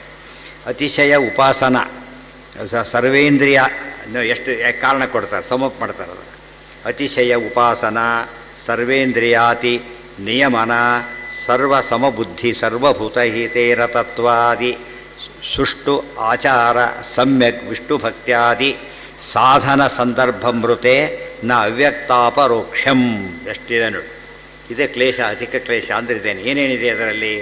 ಅತಿಶಯ ಉಪಾಸನ, ಉಪಾಸನೆ ಹೆಚ್ಚು ಕಾಲ ಮಾಡಬೇಕು ಫಸ್ಟ್. ಅತಿಶಯ ಉಪಾಸನ. ಸರ್ವೇಂದ್ರಿಯ ಅತಿನಿಯಮನ, ಸರ್ವೇಂದ್ರಿಯ ಅತಿನಿಯಮನ. ಇಂದ್ರಿಯಗಳ ಎರಡಕ್ಕೂ ಬೇಕು. ಇಂದ್ರಿಯ ದೇವರ ಆರಾಧನೆ ಕೂಡ ಏನು ಬೇಕು, ಇಂದ್ರಿಯ ಬೇಕೇ, ವಿಚಿತೇಂದ್ರಿಯರಾಗಿರಬೇಕು. ಆಮೇಲೆ ಅತಿ ಎಲ್ಲದು ಅತಿ ಸೇರಿಸ್ಕೊತ ಹೋಗಿಬಿಟ್ರೆ ಆಯ್ತಾಗ ಅತಿ ಕ್ಲೇಶಕ್ಕೆ ಕಾರಣ ಆಗುತ್ತಾಗ. ಆಮೇಲೆ ಇನ್ನೊಂದು ನಿಯಮನ ಸರ್ವ ಸಮಬುದ್ಧಿ, ಸರ್ವಲ್ಲೂ ಸಮಬುದ್ಧಿ ಯಾವಾಗಲೂ ಇರಬೇಕು. ಸರ್ವಭೂತ ಅದು ಅತಿ ಕಾಮನ್, ಅದಕ್ಕೆ ಇಬ್ಬರಿಗೂ ಕಾಮನ್ ಸಮಬುದ್ಧಿ ಎಂಬುದು. ಅತಿ ಸಮಬುದ್ಧಿ, ಅತಿ ಸರ್ವಭೂತ ಹಿತೇರತತ್ವ, ಅತಿ ಸುಷ್ಟು ಆಚಾರ, ಅತ್ಯಂತ ಹೆಚ್ಚು ಸದಾಚಾರ ಬೇಕು. ಲಕ್ಷ್ಮೀ ಉಪಾಸನೆಗೆ ಹೆಚ್ಚು ಸದಾಚಾರ ಬೇಕು, ನಿಯಮಗಳು ಬೇಕು. ಅತಿ ಸುಷ್ಟು ಆಚಾರ, ಸಮ್ಯಕ್ ವಿಷ್ಣು ಭಕ್ತ್ಯಾದಿ ಸಾಧನ, ಮತ್ತು ವಿಷ್ಣು ಭಕ್ತಿ ಎಂಬುದು ಇರಲೇಬೇಕು. ಏನ ಎಲ್ಲಿದೆ ಸುಷ್ಟು, ಸುಷ್ಟುವಾಚಾರ ಅಂದ್ರೇನು, ಸರಿಯಾದ ಆಚಾರ ಅಂತ ಅರ್ಥ. ಸಾಧನ ಸಂದರ್ಭಮೃತೆ ಅವ್ಯಕ್ತೋ ಇವೆಲ್ಲ ಇರೋದರಿಂದ ಅದು ಸ್ವಲ್ಪ ಕಷ್ಟ ಆಗಿಲ್ಲ. ಅಪರೋಕ್ಷ, ಲಕ್ಷ್ಮೀ ಅಪರೋಕ್ಷ ಆಗೋದಿಲ್ಲ. ತದೃಚೇತ್ಯ ನ ವಿಷ್ಣು ಪ್ರಸಾದ, ಅವರ ಪ್ರಸಾದ ಮಾಡಿದ ಹೊರತು ವಿಷ್ಣು ಪ್ರಸಾದ ಆಗೋದಿಲ್ಲ. ಸತ್ಯ ಅಂದರೆ ಲಕ್ಷ್ಮೀ ಪ್ರಸಾದ ಆಗಬೇಕಾದ್ರೆ ವಿಷ್ಣು ಪ್ರಸಾದ ಇದ್ರೇ ಲಕ್ಷ್ಮೀ ಪ್ರಸಾದ ಆಗೋದು. ಆದರೆ ವಿಷ್ಣು ಪ್ರಸಾದಕ್ಕೆ ಲಕ್ಷ್ಮೀ ಪ್ರಸಾದ ಬೇಕಿಲ್ಲಲ್ಲ, ಅದು ಜೊತೆಗೆ ಬರುತ್ತೆ. ಅವರೇ ಅನುಗ್ರಹ ಮಾಡಿಬಿಡ್ತಾರೆ. ಅದಕ್ಕೇ ಯಾರಿಗೆ ನೀವು ಅತ್ಯಂತ ಪ್ರಿಯನೋ ನಮ್ಮ ಸೇವಕರಲ್ಲಿ ಅವರಿಗೆ ಮುತ್ತಿನ ಹಾರ ಕೊಟ್ಟು ಅಂತ ಕೊಟ್ಟರೆ ಸೀತಾ ಅದು ಏನು ಮಾಡಿದರು, ಹನುಮಂತನ ಕಟ್ಟಿಬಿಟ್ರು. ಯಾಕೆ ರಾಮ ಯಾರಿಗೆ ಒಲಿತಾನೋ ಲಕ್ಷ್ಮಿ ಯಾರಿಗೆ ಒಲಿತಾರೆ, ಅವರಿಗೆ ಒಲಿತಾರೆ. ಇದು ವೆರಿ ಸಿಂಪಲ್. ಆದ್ದರಿಂದ ಲಕ್ಷ್ಮೀ ಉಪಾಸನೆ ಕೊನೆಗೆ ಎಂಡಾಗೋದು ವಿಷ್ಣು ಉಪಾಸನೆಯಲ್ಲಿ. ಆದ್ದರಿಂದ ಡೈರೆಕ್ಟಾಗಿ ಮಾಡಿದ್ರೆ ಸಿಂಪಲ್ ಆಯ್ತಲ್ಲ. ಸತ್ಯಪಿ ತಸ್ಮಿನ್ನ ಸಮ್ಯಕ್ ಭಗವದುಪಾಸನ ಮೃತೆ ಏನ ಅದೇ ಮುಂದೆ ಹೇಳ್ತಾರೆ. ಈಗ ಬಂದಿಲ್ಲ ಅದು ಇನ್ನೂವರೆಗೆ ನಾನು ಹೋಗಿಲ್ಲ. ಎಲ್ಲಿದೆ ಅದು? ಬಂದಿಲ್ಲ ಅದು, ಮುಂದೆ ಅದು. ಸತ್ಯಪಿ ತಸ್ಮಿನ್ನ ಸಮ್ಯಕ್ ಭಗವದುಪಾಸನ ಮೃತೆ. ಇಷ್ಟೆಲ್ಲ ಭಗವದುಪಾಸನೆ ಆಗಲೇಬೇಕು. ನರ್ತೆ ನತಂ ಮೋಕ್ಷಃ. ಒಟ್ಟು ವಿಷ್ಣುವನ್ನು ಬಿಟ್ಟರೆ ಮೋಕ್ಷ ಇಲ್ಲ. ವಿನಾ ಅವ್ಯಕ್ತೋಪಾಸನಂ ಭವತ್ತೇವ. ಅವ್ಯಕ್ತೋಪಾಸನೆ ಮಾಡದೆ ಹೋದರೂ ಕೂಡ ಭವತ್ತೇವ ಭಗವದುಪಾಸಕಾನಾಂ ಮೋಕ್ಷ. ಭಗವದ್ ಮೋಕ್ಷ ಆಗೇ ಆಗುತ್ತೆ. ಅದರಿಂದಾನೇ ಏನು ಬೇಕಿಲ್ಲ ಅಂತಾಯ್ತು. ಈಗ ಸಪ್ರೇಟ್ ಮಾಡಲೇಬಾರ್ದು, ನಿಷಿದ್ಧ. ಹಾಗೆ ಆಗ್ತದೆ. ಲಕ್ಷ್ಮೀ ಉಪಾಸನೆ ಇಲ್ಲದೇ ಇದ್ದರೆ ಬಿಟ್ಟು ಅಂತ ಅರ್ಥ ಅಲ್ಲ. ಈ ರೀತಿ ಲಕ್ಷ್ಮೀ ಉಪಾಸನೆ ಪ್ರತ್ಯೇಕ ಮಾಡೋದನ್ನು ಬಿಟ್ಟರು, ಪ್ರತ್ಯೇಕ ಮಾಡಬೇಕಾಗಿಲ್ಲ. ಪ್ರತ್ಯೇಕ ಮಾಡೋದನ್ನು ಬಿಟ್ಟರೂ ಕೂಡ ಅವ್ರಿಗೇನು ಸಮಸ್ಯೆ ಇಲ್ಲ. ಲಕ್ಷ್ಮೀ ಇಷ್ಟೇ ಸಾಮರ್ಥ್ಯ. ವಿಷ್ಣು ಉಪಾಸನೆ ನೇರವಾಗಿ ಮಾಡಬಹುದು ಲಕ್ಷ್ಮೀ ಸಮೇತ. ಲಕ್ಷ್ಮೀ ಉಪಾಸನೆ ಹಾಗೆ ಮಾಡೋಂಗಿಲ್ಲ. ಹಾಗೆ ಮಾಡಬೇಕಾದ್ರೆ ನಾರಾಯಣ ಸಮೇತನೇ ಮಾಡಬೇಕೆ ಹೊರತು ಕಂಪಲ್ಸರಿ ಅದು. ಇಲ್ಲಿ ಹಾಗಲ್ಲ. ನಚ ತಂ ಮೋಕ್ಷ ವಿನಾಪಿ ಅವ್ಯಕ್ತೋಪಾಸನಂ ಭವತ್ತೇವ ಹೋದುಪಾಸಕಾನಾಂ ಮೋಕ್ಷ ಇತಿ ಕ್ಲೇಶಿಷ್ಟೋಯಂ ಮಾರ್ಗ ಇತಿ ಭಾವ. ಅದಕ್ಕೆ ಕ್ಲೇಶ ಹೆಚ್ಚಿದೆ ಅಂತ ಅರ್ಥ. ತಥಾಪಿ ಅಪರೋಕ್ಷೀಕೃತ ಅವ್ಯಕ್ತಾನಾಂ ಸುಕರಂ ಭಗವದುಪಾಸನಮಿತ್ತೇ ತಾವತ್ ಪ್ರಯೋಜನಂ. ತಥಾಪಿ ಅಪರೋಕ್ಷೀಕೃತ ಅವ್ಯಕ್ತಾನಾಂ ಸುಕರಂ ಭಗವೋಪಾಸನಮಿತ್ತೇ ತಾವತ್ ಪ್ರಯೋಜನಂ. ತತ್ರಾಪಿ ಯೋ ಅವ್ಯಕ್ತಾಪರೋಕ್ಷೆ. ಆದರೆ ಒಂದು ವಿಶೇಷ ಏನಿದೆ ಅಲ್ಲಿ ಅಂದರೆ ಅಪರೋಕ್ಷೀಕೃತ ಅವ್ಯಕ್ತಾನಾಂ. ಮೊದಲು ಲಕ್ಷ್ಮೀ ಆರಾಧನೆ ಮಾಡಿ ಲಕ್ಷ್ಮೀ ಪ್ರತ್ಯಕ್ಷ ಪಡೆದ ಮೇಲೆ ಸುಕರಂ ಆಮೇಲೆ ಸ್ವಲ್ಪ ಕರೆಕ್ಟು, ಬಟ್ ಅಲ್ಲಿಯವರೆಗೂ ಭಾರಿ ಕಷ್ಟ. ತತ್ರಾಪಿ ಯೋ ಅವ್ಯಕ್ತಾಪರೋಕ್ಷೆ ಪ್ರಯಾಸ ತಾವತಾ ಪ್ರಯಾಸೇನ ಯದಿ ಭಗವಂತಮುಪಾಸ್ತೆ. ಎಷ್ಟು ಚೆನ್ನಾಗಿದೆ ನೋಡಿ. ಲಕ್ಷ್ಮೀದೇವಿ ಅಪರೋಕ್ಷಕ್ಕೋಸ್ಕರ ಅವ್ರ ಅನುಗ್ರಹಕ್ಕೋಸ್ಕರ ಎಷ್ಟು ಪ್ರಯತ್ನ ಪಡ್ತಾರಲ್ಲ, ಅದಕ್ಕಿಂತ ಕಡಿಮೆ ಪ್ರಯತ್ನಕ್ಕೆ ದೇವ್ರನ್ನೇ ಬಳಸಿಬಿಡ್ಬೋದು. ಅದಕ್ಕಿಂತ ಕಡಿಮೆ ಪ್ರಯತ್ನಕ್ಕೆ ಅವಾಗೇನಾಯಿತು, ಭಾರಿ ಫಾಸ್ಟ್ ಆಯಿತು, ಡೈರೆಕ್ಟ್ ಆಯಿತು. ಅನೇನವಾ ತದಾ ಭಗವದಪರೋಕ್ಷಮೇವ ಭಗವದಾಪರೋಕ್ಷಮೇವ ಭವತೀತಿ ದ್ವಿತೀಯಮಧಿಕಂ. ಎರಡು ಕಡೆ ಹೋಗೋದು, ಒಂದು ಕಡೆ ವೆರಿ ಸಿಂಪಲ್ ಆಯ್ತಲ್ಲ. ಆ ರೀತಿ ಮಾಡಿದ್ರಾಯ್ತು. ಇಂದ್ರಿಯ ಸಂಯಮನಾದಿ ಊನಭಾವೇ ಸತಿ ಉಪಾಸಕಸ್ಯಾಪಿ ದೇವಿ ನಾತಿ ಪ್ರಸಾದಮೇತಿ. ಇಂದ್ರಿಯ ಸಂಯಮನಾದಿ ಊನಭಾವೇ ಸತಿ. ಇಂದ್ರಿಯ ನಿಗ್ರಹಾದಿಗಳು ಸ್ವಲ್ಪ ದೋಷ, ಊನ ಅಂದರೆ ಕಡಿಮೆ ಆಯಿತು ಅಂತ ಇಟ್ಕೊಂಬೇಡ. ಉಪಾಸಕಸ್ಯಾಪಿ ದೇವಿ ನಾತಿ ಪ್ರಸಾದಮೇತಿ. ಮಹಾಲಕ್ಷ್ಮಿ ಅನುಗ್ರಹ ಮಾಡೋದಿಲ್ಲ. ಆಗ ದೇವಸ್ತು ತಾನಿ ಸಾಧನಾನಿ ಭಕ್ತಿಮತಃ ಸ್ವಯಮೇವ ಅಪ್ರಯತ್ನೇನ ದದಾತೀತಿ ಚ ಅತಿ ಸೌಕರ್ಯಮಿತಿ ಭಕ್ತಾನಾಂ ಭಗವದುಪಾಸನೆ. ಆದ್ದರಿಂದ ನಾರಾಯಣ ಹಾಗಲ್ಲ. ಏನು ಮಾಡ್ತಾರೆ, ಸ್ವಲ್ಪ ಕಡಿಮೆ ಇದ್ದರೂ ಕೂಡ ಏನು ಮಾಡ್ತಾನೆ, ತಾನೇ ಅದನ್ನು ಹೊಂದಿಸ್ಬಿಟ್ಟು ಮಾಡಿಬಿಡ್ತಾನೆ. ಅವರಿಗೆ ಪವರ್ ಇದೆ. ಸ್ವತಂತ್ರರಾದವ್ರಿಗೇನಿದೆ, ಏನು ಬೇಕಾದ್ರೂ ಶಕ್ತಿ ಇದೆ. ಆದ್ದರಿಂದ ವೇವ್ ಮಾಡ್ತೀವಿ. ಇವರು ವೇವ್ ಮಾಡಕ್ಕೆ ಬರೋದು. ಅವರು ಹೇಳಿದರೆ ವೇವ್ ಮಾಡ್ತೀವಿ ಅಂತ ಮತ್ತು ಅವ್ರನ್ನೇ ಕೇಳಿದ್ರೆ ಆಯ್ತಲ್ಲ ಆಗಿದೆ ಅಂತ ಪ್ರಶ್ನೆ ಬಂತು. ದೇವಾಸ್ತು ಇದರಿಂದ ಒಂದಷ್ಟು ನಮಗೆ ಗೊತ್ತಿದೆ. ಈಗ ಎಲ್ಲಿ ಬಿಟ್ಟುಬಿಡಿ. ಈಗ ಒಬ್ಬರಿಂದ ಕೆಲಸ ಆಗುತ್ತೆ, ಇನ್ನೊಬ್ಬರ ಮೂಲಕ ಹೋಗ್ತಾರೆ. ಇನ್ನೊಬ್ಬರು ಹೋಗೋದು ಏನು ಶುರುವಾಗುತ್ತೆ, ಈಗ ಇವ್ರ ಮೇಲೆ ಡಿಪೆಂಡೆನ್ಸ್. ಫಸ್ಟು ಇವ್ರು ಬೋರ್ತಿರಿದು ಬರಲೇ ಇಲ್ಲ, ಹೋಗಾಗಿಲ್ಲೇ ಇಲ್ಲ, ನನ್ನ ಮೂಲಕ ಹೋಗಿ ಅಂತ ಹೇಳಿಬಿಟ್ಟಿರ್ತಾನೆ. ಅವ್ನು ಬರಲಿಲ್ಲ, ಅದಕ್ಕೋಸ್ಕರ ಆತ ಪ್ರೋಗ್ರಾಮೇ ಕ್ಯಾನ್ಸಲ್. ಮುಂದೆ ಹೋಗಿಬಿಟ್ರೆ ಅವ್ರು ಅಡ್ಡಿ ಮಾಡ್ತಾನೆ, ಬಿಟ್ಟು ಹೋದರೆ ಆಗಿದ್ರೆ ತಪ್ಪದು. ಹೀಗಾಗಿ ಬಂದಕ್ಕೊಂದು ಸಮಸ್ಯೆ ಜಾಸ್ತಿ ಆಗುತ್ತೆ. ಮತ್ತು ಇಬ್ಬರಿಗೂ ಕೃತಜ್ಞರಾಗಬೇಕಲ್ಲ ಕೊನೆಗೆ, ಅದು ಬೇರೆ. ಇದು ಲೋಕದಲ್ಲಿ ಲಕ್ಷ್ಮೀ ಕೃತಜ್ಞರಾಗಿರೋದು ಸತ್ಯನೇ, ವಿಚಾರ ಬೇರೆ. ಲೋಕದೊಳಗೆ ಒಬ್ಬ ಮಧ್ಯವರ್ತಿ ಬಂದ ಅಂದರೆ ಏನಾಯ್ತು, ಈಗ ಪ್ರಾಬ್ಲಮ್ ಅದು. ಹೀಗಾಗಿ ಇರೋದಿಲ್ಲ. ಬಟ್ ಅದೇ ಜಗತ್ತು ನಡೀತಿರೋದೇನೀಗ, ಅದೇ ನಡೀತಿರೋದು. ಒಬ್ಬ ಮೀಡಿಯೇಟರ್ ಬಂದು ಕೋಟ್ಯಂತರ ರೂಪಾಯಿ ಹಾಕಿ ಮಾಡಿಬಿಡ್ತಾರೆ. ಇಲ್ಲಿ ಹಾಗಲ್ಲ. ಆದರೆ ಡಿಲೇ ಅಂತೂ ಆಗುತ್ತೆ. ದೇವಿ ನಾತಿ ಪ್ರಸಾದಮೇತಿ ದೇವಸ್ತು ತಾನಿ ಸಾಧನಾನಿ ಭಕ್ತಿಮತಃ. ನೋಡಿ, ಸಾಲಿಗ್ರಾಮ ಪೂಜೆ ಮಾಡ್ತೀರಿ, ಲಕ್ಷ್ಮೀ ವಿಗ್ರಹ ಬೇಕಿಲ್ಲ, ಹಾಗೆ ಮಾಡ್ಬೋದು. ಲಕ್ಷ್ಮೀ ಪೂಜೆ ಮಾಡ್ತೀವಿ, ಸಾಲಿಗ್ರಾಮ ಬೇಕೇ ಬೇಕು. ಅದಕ್ಕೆ ಏನಾಯ್ತು, ಈಗ ಎರಡು ಖರ್ಚಾಗಲಿಲ್ಲ. ಈಗ ಮತ್ತು ಎಲ್ಲದ ಅಭಿಷೇಕ ಎಲ್ಲ ಜಾಸ್ತಿ ಆಗ್ತಾ ಬರ್ತವೆ, ಒಂದೊಂದೇ ಬೆಳೀತಾ ಹೋಯ್ತಾಗ. ಬರೀ ಸಾಲಿಗ್ರಾಮ ಪೂಜೆ ಮಾಡಬಾರ್ದು ಅಂತ ಹೇಳಲಿಲ್ಲ, ಗೊತ್ತಾಯ್ತಾ. ಲಕ್ಷ್ಮೀ ವಿಗ್ರಹ ಮನೆಯಲ್ಲಿ ಇಟ್ಕೊಳ್ಳೋದೇನೆ ಪೂಜೆ ಮಾಡಬೇಕು. ಜೊತೆಗೆ ಇದ್ದೇ ಇರ್ತಾರೆ, ನಿತ್ಯವ್ಯಾಪ್ತ ಸಮವ್ಯಾಪ್ತರ ಇದ್ದೇ ಇರ್ತಾರೆ, ಅನುಸಂಧಾನ ಇದ್ದೇ ಇರ್ತಾರೆ. ಹಾಗೆ ಅನುಸಂಧಾನ ಮಾಡಿದ್ರೆ ಸಾಲದು ಲಕ್ಷ್ಮಿ ಇದ್ದಾಗ ಏನಿರಬೇಕಲ್ಲಿ ತೀರಾ ಅನಿವಾರ್ಯವಾದ ಮಾಡಬಹುದು. ಆದರೆ ಏನಿರಬೇಕಲ್ಲಿ ಪ್ರತೀಕ ಇದ್ದ ಮೇಲೆ ಅದು ಇರಬೇಕು. ಮನಸ್ಸೊಂದು ಎರಡು ಮನಸ್ಸಿನಲ್ಲೇ ಆಗಬೇಕು. ಲಕ್ಷ್ಮಿ ಹಾಗಲ್ಲ, ಬರೀ ಮನಸ್ಸಲ್ಲಿ ಮಾಡಿದರೂ ಸಾಕು, ದೇವ್ರ ಜೊತೆ ಮಾಡಬೇಕಾದ್ರೆ. ಇದು ವಿಶೇಷ ಆದ್ದರಿಂದ ಬೇಕಿಲ್ಲ. ಆಚಾರ್ಯ ಭಾರಿ ಬರೆಯೋದು ಕಷ್ಟ, ಇಷ್ಟು ನೋಟ್ ಕೊಡೋದಿಲ್ಲ ಅವರು, ಒಂದು ಚೂರು ಚೂರೇ ಮುಗಿಸ್ಬಿಡ್ತಾರೆ. ಇಲ್ಲಿ ವಿಸ್ತಾರವಾಗಿ ಬರೀತಿದ್ದಾರೆ. ಮಹಾಲಕ್ಷ್ಮಿ ಮಹಿಮೆನೂ ಅರ್ಥ ಆಗಬೇಕು ಮತ್ತು ಲಿಮಿಟೇಷನ್ನು ಅರ್ಥ ಆಗಬೇಕು ಅಂತ ಹೇಳೋದಕ್ಕೋಸ್ಕರ ದೊಡ್ಡದಾಗಿ ಬರೆದಿದ್ದಾರೆ. ಅವ್ರ ಕೊಟೇಶನ್ ಜಾಸ್ತಿ ಇರುತ್ತೆ, ಅಲ್ಲಿ ಕೊಟೇಶನ್ ಇರದೇನೆ ಎಷ್ಟು ಪ್ಯಾರ ಬರೆದಿದ್ದಾರೆ ಗೊತ್ತಾಯ್ತಾ. ಈ ರೀತಿ ಬರೆಯೋದು ಭಾರಿ ಕಡಿಮೆ. ಕೊಟೇಶನ್ ಹಿಂದೆ ಮುಂದೆ ಕೊಟ್ಟಿದ್ದರಿಂದ ಮತ್ತೆ ಬೇಕಿಲ್ಲ. ಸ್ವಯಮೇವ ಅಪ್ರಯತ್ನೇನ ದದಾತೀತಿ ಚ ಅತಿ ಸೌಕರ್ಯಮಿತಿ ಭಕ್ತಾನಾಂ ಭಗವದುಪಾಸನೆ ಇತರತ್ರ ಕ್ಲೇಶೋ ಅಧಿಕತರಹ. ಅದಕ್ಕೆ ಹೆಚ್ಚಾಯಿತು. ಈಗ ಒಂದೊಂದು ಎಲ್ಲಿ ಬಂತೀಗ ಸ್ವಲ್ಪ ಯೋಚನೆ ಮಾಡಿ. ಲಕ್ಷ್ಮೀದೇವಿಯರು ಮೋಕ್ಷ ಕೊಡ್ತಾರೆ, ನಾರಾಯಣನ ಮೋಕ್ಷ ಕೊಡ್ತಾನೆ. ಆದರೆ ಲಕ್ಷ್ಮೀ ದ್ವಾರ ಉಪಾಸನೆ ಮಾಡಿ ಮೋಕ್ಷಕ್ಕೆ ಹೋಗೋದು ಅತಿ ಕಷ್ಟಕರ ಪ್ರಸಂಗ. ನಾರಾಯಣ ಸುಲಭ ಅಂಥೇಳಿ. ಇನ್ನು ಅನ್ಯ ದೇವತೆಗಳ ಹತ್ರ ಹೋಗಿಬಿಟ್ರೆ ಇವ್ರ ಮತ್ತೆ ಇದು ಬೇರೆ ಅಡಿಷನಲ್ ಆಡಾಗ್ತಾ ಹೋಯ್ತು. ಈಗ ಇನ್ನೂ ಜಾಸ್ತಿ ಆಗೋಗ್ಬಿಡತ್ತೆ. ಆದ್ದರಿಂದ ಅನ್ಯ ದೇವತಾ ಉಪಾಸನೆಯನ್ನು ಮಾಡ್ತೀವಿ ಅಂತ ಹೇಳೋದಕ್ಕೆ ಹೋಗಬಾರ್ದು. ಇವರಿಬ್ಬರೇ ಅದು ಲಕ್ಷ್ಮೀ ಉಪಾಸನೆಯನ್ನು ಜೊತೆ ಮಾಡೋಕ್ಕೆ ಬರುತ್ತೆ. ಆದ್ದರಿಂದ ಪ್ರತ್ಯೇಕ ಬೇಕಿಲ್ಲ. ಆ ಲಕ್ಷ್ಮಿ ಮಾತ್ರ ದೇವರು ಇರಲೇಬೇಕು. ಆದ್ದರಿಂದಾಗಿಯೇ ಜಾಸ್ತಿ ಆಗುತ್ತೆ. ತುಂಬ ಇವತ್ತೆಲ್ಲ ಜನ ಮಾಡ್ತಿರೋದು ವಿಷ್ಣು ಸರ್ವೋತ್ತಮ ಅಂತ ಯಾತಕ್ಕೆ ಹೇಳಿದ್ರು ಗೊತ್ತಾಗುತ್ತೆ. ಅದನ್ನು ಹೇಳದೆ ಹೋಗಿದ್ದರೆ ಎಷ್ಟು ರೌಂಡ್ ಹೋಗ್ಬಿಡ್ತಾರೆ. ಅದೇ ನೋಡಿ, ಘಂಟಾಕರ್ಣಕರ್ಣರೇ ಸಾಕ್ಷಿ. ಅಷ್ಟು ದಿವಸ ಭಾರಿ ಉಪಾಸನೆ ಮಾಡಿ ಬರೀ ಮೋಕ್ಷ ಕೇಳಿದರೆ ಏನೋ ಕೊಡೋ ದೇವತೆ ಅಲ್ಲ ಅಂತ ಹೇಳಿಬಿಟ್ಟು, ಬಟ್ ಭಕ್ತಿಯಿಂದ ಕೇಳ್ಕೊಂಡಿದ್ದು ದಾರಿ ತೋರಿಸಿದ್ರು ಅಷ್ಟೇ ಹೊರತು ಅವ್ರು ಏನು ಮಾಡಲಿಲ್ಲ, ತಾವೇ ಕೊಡ್ಲಿಕ್ಕೆ ಹೋಗಲಿಲ್ಲ. ಸಾಧ್ಯನೇ ಇಲ್ಲ. ಇದರಲ್ಲಿ ಇವರು ಸಾಧ್ಯ ಇದ್ದರೂ ಲಕ್ಷ್ಮೀದೇವಿ ಕೊಡೋದಿಲ್ಲ, ಸಾಧ್ಯ ಇಲ್ಲ ಆದ್ದರಿಂದ ಅವ್ರು ಕೊಡೋದಿಲ್ಲ. ತದೇತತ್ ಸರ್ವಂ ಪರಿಭಾಸತೆ ಸನ್ನಿಯಮ್ಯ ಅಧಿಕತರಹ ಇತಿ ಪರಿ.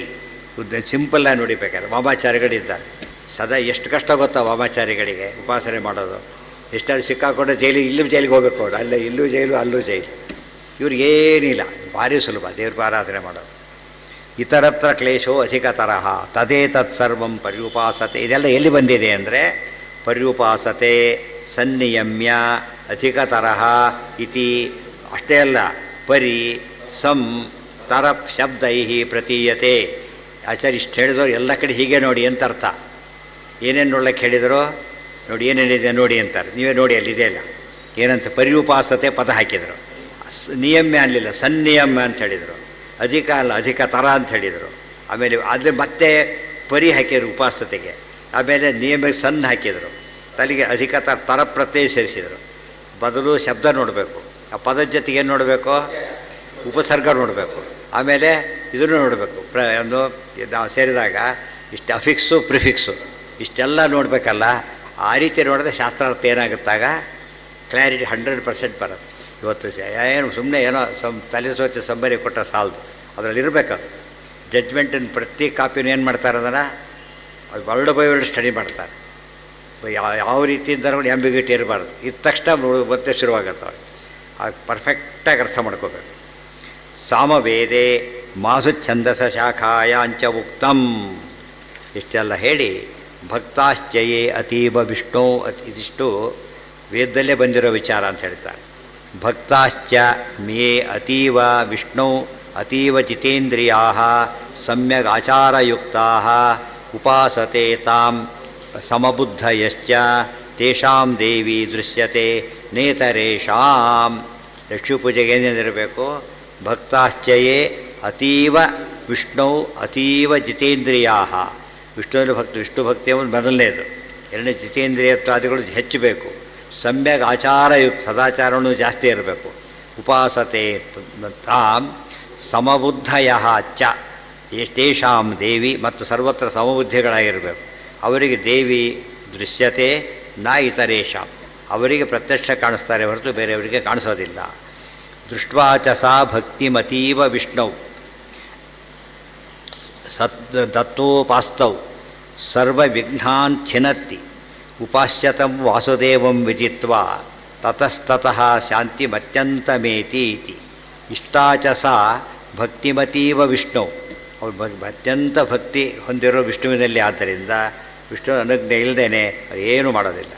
ತತ್ವೋಪಾಸ್ತೌ ಸರ್ವ ವಿಘ್ನಾನ್ ಛಿನತ್ತಿ, ಎಲ್ಲ ವಿಘ್ನಗಳನ್ನು ಪರಿಹಾರವನ್ನು ಮಾಡುತ್ತಾರೆ. ಉಪಾಸ್ಯತಂ ವಾಸುದೇವಂ ವಿದಿತ್ವಾ ಅಂತ ವಾಸುದೇವ ನೋಡಿ ಮೋಕ್ಷರೂಪದಾಯಕ ರೂಪ ವಾಸುದೇವ ವಿದಿತ್ವಾ ತತಸ್ತತಃ ಶಾಂತಿಮತ್ಯಂತಮೇತಿ ಶಾಂತಿ ಅತ್ಯಂತ ಶಾಂತಿ ಅಂದರೆ ಮೋಕ್ಷ ಶಾಂತಿರ ಮೋಕ್ಷೋತ ನಿರ್ವಾಣಂ ಅಂತಿಂದು ಕೋಟ್ ಮಾಡಿದ್ದಾರೆ ಎಲ್ಲಿ ನೆನಪಿದೆಯಾ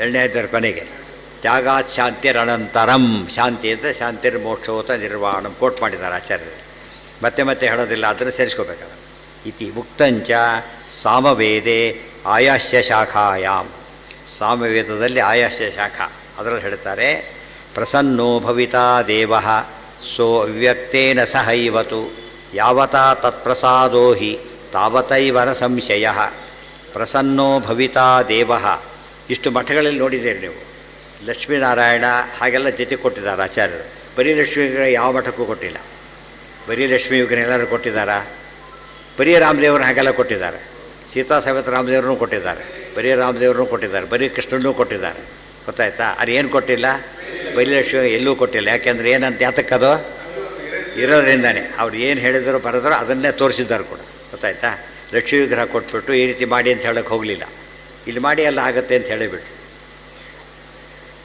ಪ್ರಸನ್ನ ಸ ಮಹೇಶ್ವರ ನ ತತ್ಪ್ರಸಾದ ಮಾತ್ರೇಣ ಪ್ರಿಯತೆ ಸ ಮಹೇಶ್ವರ ಯಾವತಾ ತತ್ಪ್ರಸಾದೋ ಹಿ ತಾವತೈವರ ಸಂಶಯ ಯಾವಾಗಲೂ ಪ್ರಸನ್ನನಾಗೋದು ಪರಮಾತ್ಮ ಅವನಾಗಬೇಕು ಮೋಕ್ಷ ಕೊಡಬೇಕು ನಾ ತತ್ಪ್ರಸಾದ ಮಾತ್ರೇಣ ಪ್ರಿಯತೆ ಸ ಮಹೇಶ್ವರ ತಸ್ಮಿನ್ ಪ್ರೀತೆ ತು ಸರ್ವಸ್ಯ ಪ್ರೀತಿಸ್ತು ಭವತಿ ಧ್ರುವಂ ದೇವರು ಅನುಗ್ರಹ ಮಾಡದ ಅಂತ ಹೇಳಿದರೆ ಎಲ್ಲದ ಅನುಗ್ರಹ ಬಂತು ಯದ್ಯಪಿ ಉಪಾಸನಾಧಿಕ್ಯಂ ತಥಾಪಿ ಗುಣದೋ ಹಿ ಸಹ ಮುಕ್ತಿದಶ್ಚ ಸ ಏವೈಕೋ ನ ಅವ್ಯಕ್ತಾದೇಸ್ತು ಕಶ್ಚನ ಮುಕ್ತಿ ಕೊಡೋದು ಪರಮಾತ್ಮ ಒಬ್ಬನೇ ಏಕಃ ಅವನೊಬ್ಬನೇ ಆದ್ದರಿಂದ ಅವ್ಯಕ್ತಾದಿಗಳೆಲ್ಲ ಏನಿರಬೇಕು ಏನು ಮಾಡಿದ್ರು ಸ್ವತಂತ್ರವಾಗಿ ಕೊಡೋದಕ್ಕೆ ಬರೋದಿಲ್ಲ ಮಮಾತ್ಮಭಾವಮಿಚ್ಛಂತೋ ಯತಂತೆ ಪರಮಾತ್ಮನ ಇತಿ ಚ ಮೋಕ್ಷಧರ್ಮೇ ಶ್ರೀವಚನಂ ಮಹಾಲಕ್ಷ್ಮಿನೇ ಹೇಳಿಬಿಟ್ಟಿದ್ದಾರೆ ಈ ಮಾತನ್ನು ಏನಂತ ಮಮ ಆತ್ಮಭಾವಮಿಚ್ಛಂತೋ ಯತಂತೆ ಪರಮಾತ್ಮನ ನಾನು ಅನುಗ್ರಹ ಬೇಕು ಅಂತ ಬಯಸೋರೆಲ್ಲ ಏನು ಮಾಡಬೇಕು ಫಸ್ಟು ಪರಮಾತ್ಮನ ಆರಾಧನೆ ಮಾಡಬೇಕು ಅಂತ ಹೇಳಿಬಿಡ್ತಾರೆ ಆದ್ದರಿಂದ ಎಲ್ಲ ಸ್ಪಷ್ಟ ವಾಕ್ಯ ಗೊತ್ತಾದ ಮೇಲೆ ಅವ್ಯಕ್ತ ತತ್ವ ಲಕ್ಷ್ಮೀ ತತ್ವದ ಬಗ್ಗೆ ಸ್ಪಷ್ಟ ಚಿತ್ರ ಕೊಡ್ತಕ್ಕಂಥ ಭಾಗ ಇವೆಲ್ಲ ಈ ಡೀಟೇಲಾಗಿ ಬೇರೆ ಕಡೆ ಎಲ್ಲೂ ಸಿಗೋದಿಲ್ಲ ಧರ್ಮನಿತ್ಯೇ ಮಹಾಬುದ್ಧೌ ಬ್ರಹ್ಮಣ್ಯೇ ಸತ್ಯವಾದಿನಿ ಪ್ರಸೃತೆ ದಾನಶೀಲೇ ಚ ಸದೈವ ನಿವಸಾಮ್ಯಹಂ ಇದು ಮೋಕ್ಷ ಧರ್ಮದ ಮಾತೆ ಸಿಗುತ್ತಲ್ಲಿ ಧರ್ಮನಿತ್ಯೇ ಮಹಾಬುದ್ಧೌ ಮಹಾಲಕ್ಷ್ಮೀ ದೇವಿ ನಾನು ಎಲ್ಲಿ ವಾಸ ಮಾಡ್ತೀನಿ ಅಂತ ಹೇಳ್ತಾನೆ ಎಲ್ಲಿ ನೆಲೆಸ್ತೀನಿ ಅಂದರೆ ಧರ್ಮನಿತ್ಯೇ ನಿತ್ಯದಲ್ಲೂ ಧರ್ಮಾನುಷ್ಠಾನ ಮಾಡಬೇಕು ಅಕೇಶ ಶನಿವಾರ ಭಾನುವಾರ ಆ ರೀತಿ ಮಾಡಿದ ಸಾಲದು ಮಹಾಬುದ್ಧವು ಮಹಾಬುದ್ಧಿವಂತನಾಗಿರಬೇಕು ಅಂದರೆ ಗಾಯತ್ರಿ ಜಪ ಮಾಡಿರಬೇಕು ಅಂತ ಅರ್ಥ ಮಹಾಬುದ್ಧಿ ಬರೋದಿಲ್ಲ ಬ್ರಹ್ಮಣ್ಯೇ ಭಗವಂತನ ಭಕ್ತನಾಗಿರಬೇಕು ಸತ್ಯವಾದಿನಿ ಸತ್ಯ ಮೀಮಾಂಸ ಬ್ರಹ್ಮಸೂತ್ರ ಓದಿರಬೇಕು ಇದು ಹೊರಗೆ ಸತ್ಯವನ್ನೇ ಇದು ಬ್ರಹ್ಮಸೂತ್ರ ಓದೋದು ಬಿಡಲಿ ಇಲ್ಲಿ ಸತ್ಯ ಹೇಳಿದರೆ ಸಾಕಾಗಿದೆ ಫಸ್ಟ್ ಬರೀ ಸುಳ್ಳು ಹೇಳಿಕೊಂಡು ಏನು ಹೇಗೆ ಹೊಲಿತಾರೆ ಅವರು ಸಾಧ್ಯ ಇಲ್ಲ ಪ್ರಸೃತೆ ಅಂದರೆ ವಿನಯಶೀಲ ಪ್ರಸೃತ ವಿನಯಶೀಲನಾಗಿರಬೇಕು ದಾನಶೀಲೇ ಚ ಏನು ಮಾಡಬೇಕು ಅದನ್ನು ದಾನ ಮಾಡೋ ಅಭ್ಯಾಸ ಇರಬೇಕು ದಾನ ಮಾಡೋದು ಅಂದರೆ ಈ ಬ್ಯಾಂಕಲ್ಲೇ ಬರೀ ನಮ್ಮ ದುಡ್ಡು ಇಟ್ಕೊಂಡು ಎಫ್ ಡಿ ಕೊಡೋದು ಇಂಟ್ರೆಸ್ಟ್ ಕೊಡೋಕ್ಕಾಗುತ್ತೋ ಅವರಿಗೆ ಯಾಕೆ ಲಾಸ್ ಆಗುತ್ತೆ ಅಷ್ಟೇ ಅವ್ರು ಏನು ಮಾಡ್ತಾರೆ ಅವರು ಲೋನ್ ಶುರು ಮಾಡ್ತಾರೆ ಅವಾಗ ಏನಾಗುತ್ತೆ ಬೆಳೀತು ಅದನ್ನು ನಮಗೆ ಕೊಡ್ತಾರೆ ಅದರಲ್ಲಿ ಒಂದು ಪಾರ್ಟ್ ಕೊಡ್ತಾರೆ ಉಳಿದು ತಾವು ಇಟ್ಕೋತಾರೆ ಇದಿರೋದು ಇದನ್ನು ಅಕಸ್ಮಾತ್ ಹಾಗೆ ಇಟ್ಕೊಬಿಟ್ರೆ ಬ್ಯಾಂಕ್ ಹೇಗೆ ಬೆಳೆಯೋದಿಲ್ವೋ ನಾವು ಹಾಗೆ ಇಟ್ಕೊಂಡ್ರೆ ಎಂದೂ ಬೆಳೆಯೋದಿಲ್ಲ ಬೆಳೆಸ್ಬೇಕಾಗಿರೋ ಉಪಾಯ ಏನಂದರೆ ಇನ್ವೆಸ್ಟ್ಮೆಂಟ್ ಅದಕ್ಕೆ ದಾನ ಅಂದರೆ ಕೊಡೋದು ಅಂತ ಅರ್ಥ ಮಾಡ್ಕೊಂಡಿದ್ದೇ ತಪ್ಪದು ಕೊಡೋದಲ್ಲ ಇನ್ವೆಸ್ಟ್ ಮಾಡೋದು ಅಂತ ಅರ್ಥ ಅದು ಸತ್ಮಾತ್ರ ದಾನ ಅಂತ ಕರೆದ್ರು ಒಳ್ಳೆ ಬ್ಯಾಂಕಲ್ಲಿ ಇಡಬೇಕು ಅಂತಾರಲ್ಲ ಇದ್ರ ಬ್ಯಾಂಕ್ ಇದ್ರ ಸಮೇತ ಹೋಗಿಬಿಟ್ರೆ ಅದು ಸತ್ಮಾತ್ರ ದಾನ ಅವರು ಬೆಳೆದ್ರೆ ನಮಗೆ ಕೊಡ್ತಾರೆ ಇಲ್ಲಿಂದ ಕೊಡ್ತಾರೋ ಅವರು ಇವರು ಸರ್ಕಾರ ಅಷ್ಟೇ ಯಾರು ಟ್ಯಾಕ್ಸ್ ಕೊಡೋದು ಹೇಗೆ ಗವರ್ಮೆಂಟ್ ನಡೆಸೋದು ಅಂತ ಕೇಳ್ತಾರಲ್ಲ ಹಾಗೆ ಅದು ಜನಕ್ಕೆ ಗೊತ್ತಿಲ್ಲ ದಾನ ಶಬ್ದ ಅಪಾರ್ಥ ಮಾಡ್ಕೊಂಬಿಟ್ಟು ಕೊನೆಗೇನಾಯಿತು ಎಲ್ಲೆಲ್ಲೋ ಕೊಡೋ ಅಭ್ಯಾಸ ಬಂತು ಯಾರಿಗೂ ಕೊಡದಿರೋ ಅಭ್ಯಾಸ ಬಂತು ಮಿಸ್ಯೂಸ್ ಮಾಡೋದಾಯಿತು ಅದೆಲ್ಲ ಆಗಬಾರ್ದು ಎಲ್ಲದನ್ನು ಕರೆಕ್ಟಾಗಿ ಅದನ್ನ ಇನ್ವೆಸ್ಟ್ ಮಾಡ್ತಾ ಹೋಗಬೇಕು ಅದರಲ್ಲೂ ಕೂಡ ಒಂದೇ ಕಡೆ ಮಾಡೋದ್ರಲ್ಲಿ ಏನು ಮಾಡ್ತಾರೆ ಅನೇಕ ಕಡೆಗಳಲ್ಲಿ ಮಾಡಿದಾಗ ಅದೇ ಟೈಪ್ ಬರುತ್ತೆ ಯಾಕೆ ಎಲ್ಲ ಕಡೆ ನೀವು ಎಫ್ ಡಿ ಇಟ್ಕೊಂಡ್ಬಿಟ್ರೆ ಬೇಕಾದ್ರೆ ದುಡ್ಡು ತೊಗೊಳಕ್ಕೆ ಬರೋದೇ ಇಲ್ಲ ಅದು ತೆಗಿಬೇಕು 1% ಕಡಿಮೆ ಮಾಡ್ತಾರೆ ಮತ್ತು ಎಸ್ ಬಿ ಇದ್ರೆ ಏನಾಗುತ್ತೆ ಕಟ್ಗೆಟ್ ಮಾಡೋದಿಲ್ಲ ಅದು ಸ್ವಲ್ಪ ಅದು ಎಫ್ ಡಿ ಯಲ್ಲೂ ಅನೇಕ ಬೇರೆ ಟೆಂಪ್ರರಿ ಎಫ್ ಡಿ ಬೇರೆ ಲಾಂಗ್ ಟರ್ಮ್ ಎಫ್ ಡಿ ಬೇರೆ ಇದು ಬೇರೆ ಎಷ್ಟು ವೆರೈಟಿ ಇದೆ ಆಯಾ ಕಾಲಕ್ಕೆ ಬರ ಹಾಗೆ ವ್ಯವಸ್ಥೆ ಮಾಡ್ಕೊಂಡಿರ್ತಾರೆ ಪ್ರಸೃತೆ ದಾನಶೀಲೇ ಚ ಸದೈವ ನಿವಸ ದಾನಶೀಲ ಅಂತ ಯಾತಕ್ಕೆ ದಾನ ಮಾಡೋನಿಗೆ ಅಂತ ಹೇಳಲಿಲ್ಲ ದಾನಶೀಲ ಅಂತ ಕರೆದು. ಏನರ್ಥ ಅದಕ್ಕೆ? ದಾನ ಮಾಡೋದು ಅಂದರೆ ಮಾಡ್ದ ಅಷ್ಟು ದಾನಶೀಲ ಅಂತ. ಸ್ವಭಾವನೇ ದಾನ ಮಾಡೋದು, ಗೊತ್ತಾಯ್ತು, ತಕ್ಷಣ ಕೊಡೋದು. ಇದೇನದು? ದಾನಶೀಲ. ಸತ್ಯಶೀಲ ಅಂದರೆ ಸತ್ಯವನ್ನೇ ಹೇಳೋನು, ಸತ್ಯ ಹೇಳ್ತಾರೆ, ಸತ್ಯವನ್ನೇ ಹೇಳೋ ಸ್ವಭಾವ ಅವನಿಗೆ, ಅದಕ್ಕೆ ಆ ರೀತಿ ಕರೀತಾರೆ. ಭಕ್ತರೇ ದಾನಶೀಲರಾದ ಪರಮಾತ್ಮ ಹೇಗಿರ್ತಾನೆ, ಅವನಷ್ಟು ದಾನ ಕೊಡೋಕ್ಕೆ ಯಾರಿಗೂ ಸಾಧ್ಯ ಇಲ್ಲ. ದೇವರು ಕೊಡ್ತಾನೆ, ನಾವೇನು ಕೊಟ್ಟರು ಅನುಗ್ರಹ ಬಯಸಿಕೊಡ್ತೇವೆ, ದೇವರಿಗೆ ಏನೂ ಬೇಕಿಲ್ಲ ಹಾಗೆ ಕೊಡ್ತಾನೆ. ಮಹತಃ ಪರಂತು ಬ್ರಹ್ಮೈವ ತಥಾ ಹಿ ಭಗವತಾ ಸಯುಕ್ತಿಕಂ ಅಭಿಹಿತಂ, ತಥಾ ಹಿ ಭಗವತಾ ಸಯುಕ್ತಿಕಂ ಅಭಿಹಿತಂ. ಇದೆಲ್ಲ ಪರಮಾತ್ಮ ಇದನ್ನು ಇಟ್ಕೊಂಡೇ ಯುಕ್ತಿ ಸಮೇತ ಹೇಳಿದ್ದಾನೆ. ಏನಂತ? ಇಲ್ಲಿ ಬ್ರಹ್ಮಸೂತ್ರ ಕೋಟ್ ಮಾಡ್ತಾರೆ. ಈಗ ಇದು ಭಗವದ್ಗೀತೆ, ಅದು ಭಗವತ್ ಸೂತ್ರ. ಹಾಗೆ ಹೇಳೋದಾದರೆ ಭಗವದ್ಗೀತೆ ಅಂತ ಕರೆಯೋದಾದರೆ ಭಗವತ್ ಸೂತ್ರ ಅಂತ ಕರಿಬೇಡಿ, ಗೊತ್ತಾಯ್ತಾ? ವದತೀತಿ ಚೇನ್ನ ಪ್ರಾಜ್ಞೋಹಿ ಒಂದು, ವದತೀತಿ ಚೇನ್ನ ಪ್ರಾಜ್ಞೋಹಿ ಒಂದು ಸೂತ್ರ, ತ್ರಯಾಣಾಮೇವ ಚೈವ ಉಪನ್ಯಾಸ ಪ್ರಶ್ನೆಶ್ಚ ಇನ್ನೊಂದು ಸೂತ್ರ, ಇತ್ಯಾದಿ ಇಂಥ ಸೂತ್ರ ಬೇಕಾದಷ್ಟಿವೆ. ಇದೆಲ್ಲ ದೇವರು ಹೇಳಿರೋ ವಿಚಾರನೆ. ತಮಿತಿ ಪುಲ್ಲಿಂಗಾಚ್ಚ ಏತಸ್ಸಿದ್ಧಿ, ತಮ್ ಅಂತ ಪದ ಉಪಯೋಗಿಸಿದ್ರಿಂದ ಪುಲ್ಲಿಂಗ ಹೇಳಿದರೆ ನಾರಾಯಣ ಅಂತ ಅರ್ಥ. ಮಹತಾ ಪರತ್ವಂತು ಅವ್ಯಕ್ತ ಪರಸ್ಯ ಭವತ್ತೇವ. ಮಹತ್ತತ್ವ ಹೇಳಿಬಿಟ್ಟಿದ್ದಾರೆ. ಎಲ್ಲಿಂದ ಶುರುವಾಗುತ್ತಿದೋ? ಇಂದ್ರಿಯಗಳು, ಆಮೇಲೆ ಅರ್ಥಗಳು, ಆಮೇಲೆ ಮನಸ್ಸು, ಬುದ್ಧಿ, ಆಮೇಲೆ ಮಹತ್ತತ್ವ, ಅವ್ಯಕ್ತ ತತ್ವ ನಾರಾಯಣ. ಅದು ಮಹತ್ತತ್ವಕ್ಕಿಂತ ಯಾರು ಶ್ರೇಷ್ಠ? ಅವ್ಯಕ್ತತ್ವ. ಅವ್ಯಕ್ತಕ್ಕಿಂತ ನಾರಾಯಣ ಶ್ರೇಷ್ಠ. ಆದ್ದರಿಂದ ಮಹತಃ ಪರಂ ಅಂತಂದು ಹಗಲೆಲ್ಲ ಹೇಳಬೇಕಾಗಿಲ್ಲ, ಒಂದು ಸರ್ತಿ ಹೇಳಿರೋದ್ರಿಂದ ಮಹತಃ ಪರತ್ವಂಚ ಅವ್ಯಕ್ತ ಪರಸ್ಯ ಭವತ್ತೇವ. ಇಲ್ಲಿ ನಾರಾಯಣ ಇದ್ದಾನೆ. ಇನ್ನೊಂದು ರೀತಿ ಅರ್ಥ, ನಾರಾಯಣ ಇದ್ದಾನೆ, ಅವ್ಯಕ್ತ ತತ್ವಕ್ಕಿಂತ ನಾರಾಯಣ ಏನಾಗಿದ್ದಾನೆ? ಶ್ರೇಷ್ಠ. ಮಹತ್ತತ್ವಕ್ಕಿಂತ ಶ್ರೇಷ್ಠ ಹೌದೋ ಅಲ್ಲೋ? ಯಾಕೆ? ಆಗಲೇಬೇಕು. ಅವ್ಯಕ್ತ ಶ್ರೇಷ್ಠ ಆದಮೇಲೆ ಅವ್ಯಕ್ತಕ್ಕೆ ದೇವರು ಶ್ರೇಷ್ಠ ಅಂದರೆ ಮಹತ್ವ ಶ್ರೇಷ್ಠ ಆಗಿರಲೇಬೇಕಲ್ಲ. ತಮಿತಿ ಪುಲ್ಲಿಂಗ ಮಹತಃ ಪರತ್ವಂತು ಅವ್ಯಕ್ತ ಪರಸ್ಯ ಭವತ್ತೇವ. ಅವ್ಯಕ್ತಿಗಿಂತ ಪರನಾದವನಿಗೆ ಮಹತ್ತತ್ವದ ಪರತ್ವ ಅನ್ನೋದು ಕೈಬುತ್ತೆ ಸಿದ್ಧ. ತಥಾಚ ಅಗ್ನಿವೇಶ್ಯ ಶಾಖಾಯಾಮ್ ವೇದ ತುಂಬ ಜನ ಆಚಾರ್ಯ ಅಪಪ್ರಚಾರ ಏನು ಮಾಡಿದ್ದಾರೆ ಅಂದರೆ ಬರೀ ಪುರಾಣ ಕೋಟ್ ಮಾಡ್ತಾರೆ ಅವರು ಅಂತ ಹೇಳಿಬಿಟ್ಟು. ತಪ್ಪದು. ಎಲ್ಲೆಲ್ಲಿ ಸ್ವಾಮಿ ಎರಡನ್ನೂ ಕೋಟ್ ಮಾಡ್ತಾರೆ. ಶ್ರುತಿ ಸ್ಮೃತಿ ವ್ಯಂಜಯ ಶ್ರುತಿ ಬಚೋಭಿರಂಜಸ. ಆಚಾರ್ಯ ಪ್ರತಿ ಸರ್ತಿ ಕೂಡ ಏನು ಮಾಡ್ತಾರೆ? ಎರಡನ್ನೂ ಕೋಟ್ ಮಾಡ್ತಾರೆ. ಕೆಲವು ಸರ್ತಿ ಮೊದಲು ಶ್ರುತಿ ಆಮೇಲೆ ಸ್ಮೃತಿ, ಕೆಲವು ಸರ್ತಿ ಮೊದಲು ಸ್ಮೃತಿ ಆಮೇಲೆ ಶ್ರುತಿ, ಅಷ್ಟೇ ಹೊರತು ಬರೀ ಕೊಟ್ಟಿಲ್ಲ. ಅವ್ರು ಏನು ಮಾಡಿದರು? ಬೈಲಕ್ಕೆ ಅನುಕೂಲವಾಗಿ ಅಂತ ಏನು ಮಾಡಿಕೊಂಡ್ರು? ಇದು ಮಾತ್ರ ಹೇಳಿಬಿಟ್ರು ಅಷ್ಟೇ. ಇಷ್ಟು ಕೋಟ್ ಮಾಡಿದ್ದು ನೋಡೋದೇ ಇಲ್ಲ ಅವರು. ಅದು ಉದ್ದೇಶ ಏನು? ಅದು ದೋಷ ಹೇಳೋ ಮನಸ್ಸಲ್ಲಿ ಇದ್ದವ್ರಿಗೆ ಅವ್ರು ಒಳ್ಳೇದು ಹೇಳಿಬಿಟ್ರೆ ಪಜಿತ ಆಗುತ್ತೆ. ಅದಕ್ಕೋಸ್ಕರ ಅವಾಯ್ಡ್ ಮಾಡೇ ಹೇಳ್ತಾರೆ. ನೀವು ನೋಡಿದವ್ರಿಗೆ ಗೊತ್ತಿದೆ, ಈಗ ಗ್ರಂಥ ಸರಿಯಾಗಿ ಓದಿದವರಿಗೆ ಬರೀ ಸ್ಮೃತಿ ಕೊಟ್ಟೇ ಇಲ್ಲ ಅವರು. ಇತಿ ಮತ್ತು ಇಲ್ಲಿ ಕೊಟ್ಟಿದ್ದು ಮೋಕ್ಷಧರ್ಮ ಸ್ವಲ್ಪ ಕೊಟ್ಟು, ಶ್ರುತಿಗಳೇ ಜಾಸ್ತಿ ಕೊಟ್ಬಿಟ್ಟಿದ್ದಾರೆ ಅದರಲ್ಲೂ ಕೂಡ. ಇತಿ ನಚ ಅವ್ಯಕ್ತಸ್ಯ ರೂಪಂ ಭಗವತಾ ನಿಷಿದ್ಧಂ.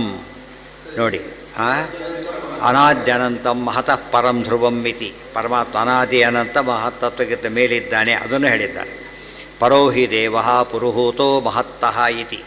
ಮಹತ್ತಃ ಮಹತ್ತತ್ವಕ್ಕಿಂತ ಪುರುಹೂತಃ ದೇವ. ಪುರುಹೂತ ಅಂದರೆ ನಾರಾಯಣ. ಅಗ್ನಿಮೇಳೆ ಪುರೋಹಿತಂ, ಮಹಾಪುರೋಹಿತ ನಾರಾಯಣ ಪರಃ ಶ್ರೇಷ್ಠ ಇತಿ.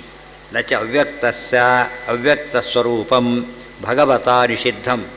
ಭಗವಂತನಿಗೆ ಅವ್ಯಕ್ತ ತತ್ವತ್ವನೂ ಇದೆ, ಅವ್ಯಕ್ತನೂ ಇದೆ. ಮಹಾಲಕ್ಷ್ಮಿ ಹಾಗಲ್ಲ, ಅವ್ಯಕ್ತ ತತ್ವ ಮೀರಿ ಪರಮಾತ್ಮ ಇಲ್ಲ. ಪರಮಾತ್ಮ ಎಲ್ಲದನ್ನೂ ನೋಡ್ತಾನೆ, ಪರಮಾತ್ಮನಾಗಿದ್ದಾನೆ. ಅವ್ಯಕ್ತ ಎಲ್ಲದೂ ಅವನ ಕಂಟ್ರೋಲಲ್ಲಿದೆ. ಭಾರತಾದೌ ಸಾಧಿತತ್ವಾತ್, ಭಾರತಾದಿಗಳಲ್ಲಿ ವಿಶೇಷವಾಗಿ ಅದನ್ನು ಹೇಳಿದ್ದಾರೆ. ಶರೀರ ರೂಪ ವಿನ್ಯಸ್ತ ಗೃಹೀತೇ ಬ್ರಹ್ಮಸೂತ್ರ ಅದು. ಇತ್ಯಾದೌ ಶರೀರ ರೂಪಕ ವಿನ್ಯಸ್ತ ಗೃಹೀತೇ ಇತ್ಯಾದೌ ಸಾಂಖ್ಯ ಪ್ರಸಿದ್ಧಂ ಪ್ರಧಾನಂ ನಿಷಿಧ್ಯ ವೈದಿಕಂ ಅವ್ಯಕ್ತಮೇವ ಉಕ್ತಂ ತಥಾಚ ಸೌಕರಾಯಣ ಶ್ರುತಿ. ಇಲ್ಲೊಂದು ಪ್ರಶ್ನೆ ಹಾಕ್ಕೊಂಡ್ರು. ಸಾಂಖ್ಯರ ಪ್ರಕೃತಿ ಅನ್ನೋದೇನು? ಅದು ಸ್ವತಂತ್ರ. ಅವ್ರ ಪ್ರಕಾರ ಪ್ರಕೃತಿಯೂ ಸ್ವತಂತ್ರ, ಪುರುಷನೂ ಸ್ವತಂತ್ರ. ಅದಕ್ಕೆ ಹೇಳ್ತಾರೆ ಸಾಂಖ್ಯದ ಹೇಳ್ತಾ ಇಲ್ಲ, ವೈದಿಕ ಅವ್ಯಕ್ತ ತತ್ವ ಹೇಳ್ತಾರೆ. ವೈದಿಕ ಅವ್ಯಕ್ತ ತತ್ವ ಅಂದ್ರೇನು? ವಿಷ್ಣುವನ್ನು ಆಶ್ರಯಿಸಿರ್ತಕ್ಕಂಥದ್ದು, ಸ್ವತಂತ್ರ ಅಲ್ಲ ಇದು. ಅವ್ರ ಪ್ರಕಾರ ಏನದು? ಪುರುಷ ಎರಡೂ ಇಂಡಿಪೆಂಡೆಂಟ್. ಎರಡು ಇಂಡಿಪೆಂಡೆಂಟ್ ಹಾಗೆ ಪ್ರಶ್ನೆ ಆಭಾಸ. ಆ ಕಾನ್ಸೆಪ್ಟೇ ಆಭಾಸ. ಫಸ್ಟು ಇವತ್ತು ಲೋಕದಲ್ಲಿ ಎರಡೂ ಇಂಡಿಪೆಂಡೆಂಟ್ ಕಾನ್ಸೆಪ್ಟ್ ಇಟ್ಕೊಂಡು ಯಾವ ಕೆಲಸನೂ ಆಗೋದೇ ಇಲ್ಲ.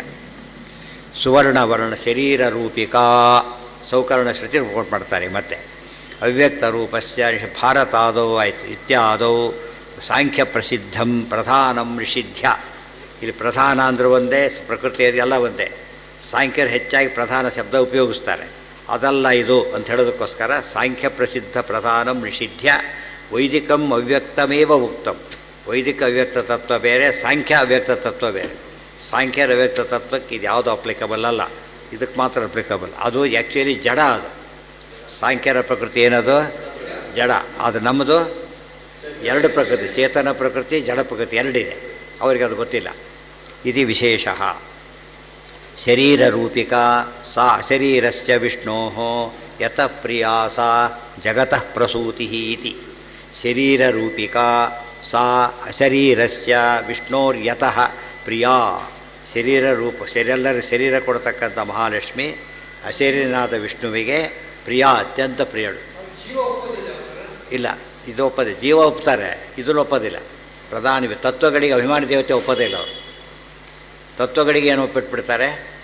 ಅವೇ ಮಾಡುತ್ತೆ ಅಂತೇಳಿ ಹೋಯ್ತು ಅಲ್ಲಿಗೆ. ತತ್ವ ಅವೇ ಮಾಡುತ್ತೆ ಅಂತ ಹೇಳಿದರೆ ಜಡಕ್ಕೆ ಪ್ರವೃತ್ತಿ ಒಪ್ಪಿಕೊಂಡಾಗಾಯಿತು, ತಪ್ಪದು.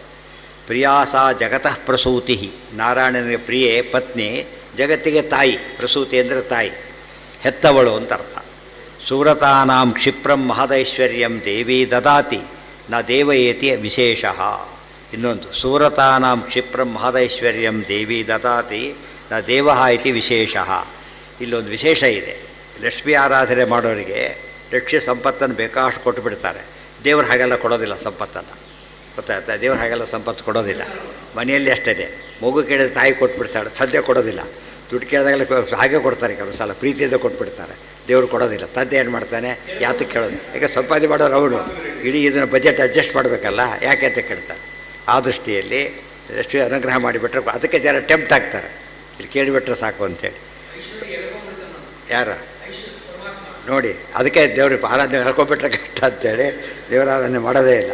ವ್ಯಾಪ್ತ ಜಡಾಂ ಚ ಬುದ್ಧ್ವಾ ಸೈವೇತಿ ಸುವ್ರತಾನಾಂತು ಸಾ ಮಾಸಾತ್ ಮಹಾವಿಭೂತಿಂ ಶ್ರೀಸ್ತು ದದ್ಯಾನ್ನ ದೇವ. ಒಂದು ವಿಶೇಷ ಹೇಳ್ತಾರೆ. ಭಾರಿ ಭಕ್ತಿಯಿಂದ ಆರಾಧನೆ ಮಾಡಿದರೆ ಮಹಾಲಕ್ಷ್ಮಿ ಒಂದು ತಿಂಗಳಲ್ಲೇ ಮಹಾ ಸಂಪತ್ತು ಕೊಟ್ಟುಬಿಡ್ತಾಳೆ. ಒಂದು ತಿಂಗಳಲ್ಲೇ. ಅದಕ್ಕೆ ಮಹಾಲಕ್ಷ್ಮಿ ಬರುತ್ತೆ, ಶ್ರಾವಣ ಮಾಸ. ಒಂದು ವರ್ಷಕ್ಕೆ ತಿಂಗಳು ಮಾಡ್ತಾರೆ ಅಷ್ಟೇ. ಒಂದು ತಿಂಗಳಿಗೆ ಸಮಸ್ತ ವರ್ಷಕ್ಕಾಗಷ್ಟು ಐಶ್ವರ್ಯ ಬರುತ್ತೆ ಅಂತ ತಿಳ್ಕೊಂಡಿರ್ತಾರೆ.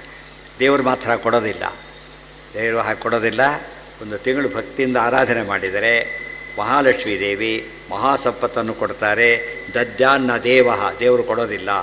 ಇತಿ ಋಗ್ವೇದಖಿಲೇಶು ಏತು ಸರ್ವಾಣಿ ಕರ್ಮಾಣಿ ಮಯಿ ಅದಕ್ಕೆ ಎಲ್ಲಿವರೆಗೂ ದೇವ್ರನ್ನ ಬಿಟ್ಟಿದ್ದರು ಪುರಂದರದಾಸರು, ಸಂಪತ್ತಿತ್ತು. ದೇವ್ರು ಹಿಡ್ತಾ ಬಿಟ್ಟು ಹೋಗ್ಬಿಟ್ರು.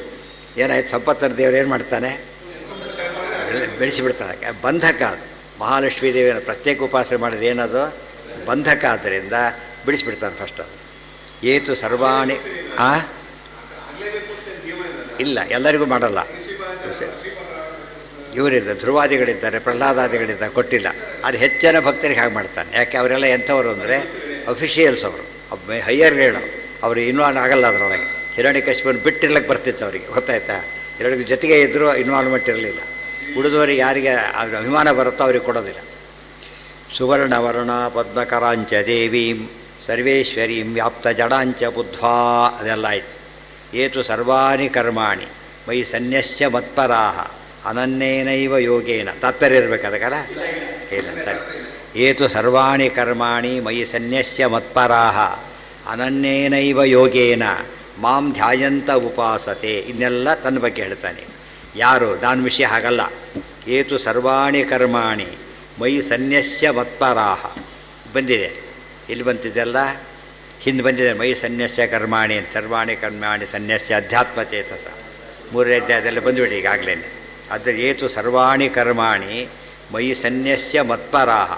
ಎಲ್ಲ ಕರ್ಮಗಳನ್ನು ನನಗೆ ಒಪ್ಪಿಸಿ, ನನ್ನನ್ನೇ ಸರ್ವೋತ್ತಮ ಅಂತ ಭಾವಿಸಿ ಒಪ್ಪಿಸಿಬಿಟ್ರೆ ಅನನ್ಯೇನೈವ ಯೋಗೇನ ಮನೋಯೋಗೇನ, ಬೇರೆ ಕಡೆ ಮನಸ್ಸಾಗ್ತದೆ, ನನ್ನನ್ನೇ ಚಿಂತನೆ ಮಾಡಿದರೆ ಮಾಂ ಧ್ಯಾಯಂತ ಉಪಾಸತೆ, ಧ್ಯಾನ ಮಾಡಿ ಉಪಾಸನೆ ಮಾಡ್ತಾರಲ್ಲ ಅವ್ರಿಗೆ ಬಲುಬೇಗ ಫಲ ಕೊಡ್ತೀನಿ ಅಂತ ಪರಮಾತ್ಮ ಹೇಳ್ತಾನೆ. ಮದುಪಾಸಕಾನಾಂ ಭಕ್ತಾನಾಂ ನ ಕಶ್ಚಿತ್ ಕ್ಲೇಶ ಇತಿ ದರ್ಶಯತಿ. ಈ ರಿಸ್ಕು ಕ್ಲೇಶನೇ ಇರಲಿಲ್ಲ, ಕ್ಲೇಶ ಇದೆ ಮೊದಲು ಹೇಳಿಬಿಟ್ಟಿದ್ದಾರೆ. ಆದರೆ ಮಹಾಲಕ್ಷ್ಮಿ ಉಪಾಸನೆ ಮಾಡ್ಬೇಕಾದ್ರೆ ಏನು ಕ್ಲೇಶ ಇದೆಯಲ್ಲ, ಆ ಕ್ಲೇಶ ಯಾರಲ್ಲಿಲ್ಲ? ನಾರಾಯಣನಿಲ್ಲ. ಉದಾಹರಣೆ ಇನ್ನೂ ಸಿಂಪಲ್ ತೊಗೊಳ್ಳಿ. ಒಬ್ಬ ಭಕ್ತರಿಗೆ ದುಡ್ಡು ಕೊಟ್ಟ ಅಂತ ತಿಳ್ಕೊಳ್ಳಿ. ಭಕ್ತರು ಏನು ಮಾಡಬೇಕೀಗ? ಇನ್ವೆಸ್ಟ್ ಮಾಡೋಕ್ಕೆಲ್ಲ ಕೆಲಸ ಶುರುವಾಯಿತು. ಡೈವರ್ಟ್ ಆಯಿತು ಮೈಂಡೀಗ. ಮತ್ತು ಟೆನ್ಷನ್. ಅವರು ಟ್ಯಾಕ್ಸ್ ಒಂದು 106 ಅದರೊಳಗೆ ಸಂಪಾದನೆ ಟ್ಯಾಕ್ಸ್ ಪ್ರಶ್ನೆನೇ ಬರಲಿಲ್ಲ, ಗೊತ್ತಾಯ್ತಾ? ಅಂದರೆ ಏನಾಯ್ತು? ಅವನಿಗೆ ಫುಲ್ ಟೈಮ್ ಯಾವುದಕ್ಕೆ ಹಾಕ್ತಾ ಬರುತ್ತೆ? ಅಕಸ್ಮಾತ್ ಗಮನ ಕೊಡಲಿಲ್ಲ, ಅದು ಮಿಸ್ಯೂಸ್ ಆಗಿಬಿಡೋದು, ಇನ್ನೊಬ್ಬರು ಕೈ ಹಾಕ್ತಾರೆ. ಅದಕ್ಕೇನು ಮಾಡೋದಿಲ್ಲ, ಇದ್ರ ತಾನೆ ಅವೆಲ್ಲ ಕೂಡ. ಅದಕ್ಕೇನು ಮಾಡ್ತಾರೆ, ನಿಷ್ಕಿಂಚನ ಜನಪ್ರಿಯ, ಅವೆಲ್ಲ ಜವಾಬ್ದಾರಿ ಬೇಡ ಅಂತ ಬಿಟ್ಟುಬಿಡ್ತಾರಲ್ಲ, ಹಾಗೆ ಅರ್ಥ ಆಯ್ತಾ? ಇಲ್ಲದ ಟೆನ್ಷನ್, ಅದು ಭಾರಿ ಟೆನ್ಷನ್. ಮಕ್ಕಳಿಗೆ ನೀವು ಅಕಸ್ಮಾತ್ ಓದೋ ವಯಸ್ಸಿನಲ್ಲಿ ಅವ್ರಿಗೆ ಏನಾದ್ರು ಕೆಲಸ ಒಪ್ಪಿಸ್ಬಿಟ್ರೆ ಓದು ಕಡಿಮೆ ಆಗುತ್ತೆ ಅವರಿಗೆ. ಈ ಕಡೆ ಗಮನ ಕೊಡೋದ್ರಿಂದ ಓದಲಿಕ್ಕಾಗೋದಿಲ್ಲ. ಅವು ಫ್ರೀ ಬಿಟ್ಬಿಟ್ಟು ಆಮೇಲೆ ಓದು ಮುಗಿಸಿದ ಮೇಲೆ ಕೊಟ್ಟರೆ ಪರವಾಗಿಲ್ಲ, ಆ ಕೊಟ್ಟರೆ ಓದು ಹಾಳಾಗುತ್ತೆ. ಅರ್ಥ ಆಯ್ತಾ? ಅದಕ್ಕೆ ಕಷ್ಟಪಟ್ಟು ಚಿಂತೆ ಎಲ್ಲ ತಾನೇ ಮಾಡಿ ಆಮೇಲೆ ಜವಾಬ್ದಾರಿ ಕೊಡ್ತಾರೆ, ಮೊದಲು ಕೊಡಬಾರ್ದು. ಅದಕ್ಕೆ ಓದೋ ಕಾಲ ಅದು ದೇವ್ರು ಏನು ಕೊಡೋದಿಲ್ಲ, ಎಷ್ಟು ಕೊಡ್ತಾನೆ ಫೀಸು ಗೀಸಿಗೆ ಆಗಷ್ಟು ಅಷ್ಟೇ ಹೊರತು ಜಾಸ್ತಿ ಲಕ್ಸರಿಗೆಲ್ಲ ಕೊಡೋಲ್ಲ. ಮುಂದೆ ವೈಕುಂಠದಲ್ಲಿ ಎಂಜಾಯ್ ಮಾಡೋದು, ವೈಕುಂಠಕ್ಕೆ ಹೋದರೆ ಕೆಲಸ ಸಿಕ್ಕಾಗ್ಲೆಕ್ಕ, ಅಲ್ಲಿವರೆಗೂ ಬರೀ ಓದೋದಷ್ಟೇ. ಇವ್ರು ಇಲ್ಲೇ ಕೆಲಸ ಅಂತ ತಿಳ್ಕೊಂಬಿಟ್ರೆ ಏನಾಗುತ್ತೆ, ಇದೇ ಕೆಲಸ ಬರೀ ಓದಿ ನಿಂತು ಹೋಗಿಬಿಡುತ್ತೆ. ಚೆಕ್ ಬುಕ್ಕು ಪಾಸ್ಬುಕ್ಕು ಯಾವುದು ಇಟ್ಕೊಳ್ಳೋಕೆ ಹೋಗ್ಬಾರ್ದು. ಆಮೇಲೆ ಶೇರಿಗೆ ಹಾಕಿದ್ರೆ ಹೋಗಿಲ್ಲ, ಅವ್ರು ಬಿ ಪಿಗೆ ಎಲ್ಲ ಒಂದು ಹೋಗೇ ಬಿಡ್ತಾರೆ ಪಾಪ. ಯಾಕೆಂದರೆ ಏರ್ತದೆ ಹಿಡಿಯುತ್ತೆ ಕೂತ್ಬಿಟ್ಟಿರ್ತಾರೆ. ಅವ್ರು ಏರ್ತಾರೆ ಇಳಿದಾಗ ಹಿಡಿತಾರೆ. ಇದು ಬೆಸ್ಟ್ ಆಭಾಸ ಅದು, ಅಲ್ಲೇ ಜೀವನ ಪೂರ್ತಿ ಅದರಲ್ಲೇ ಕಾಲ ಕಡಿಬೇಕು. ಅದೇನು ಪ್ರಯೋಜನ ಇಲ್ಲ, ಹಾಕೋದು ತೆಗೆಯೋದು ಅಷ್ಟೇ.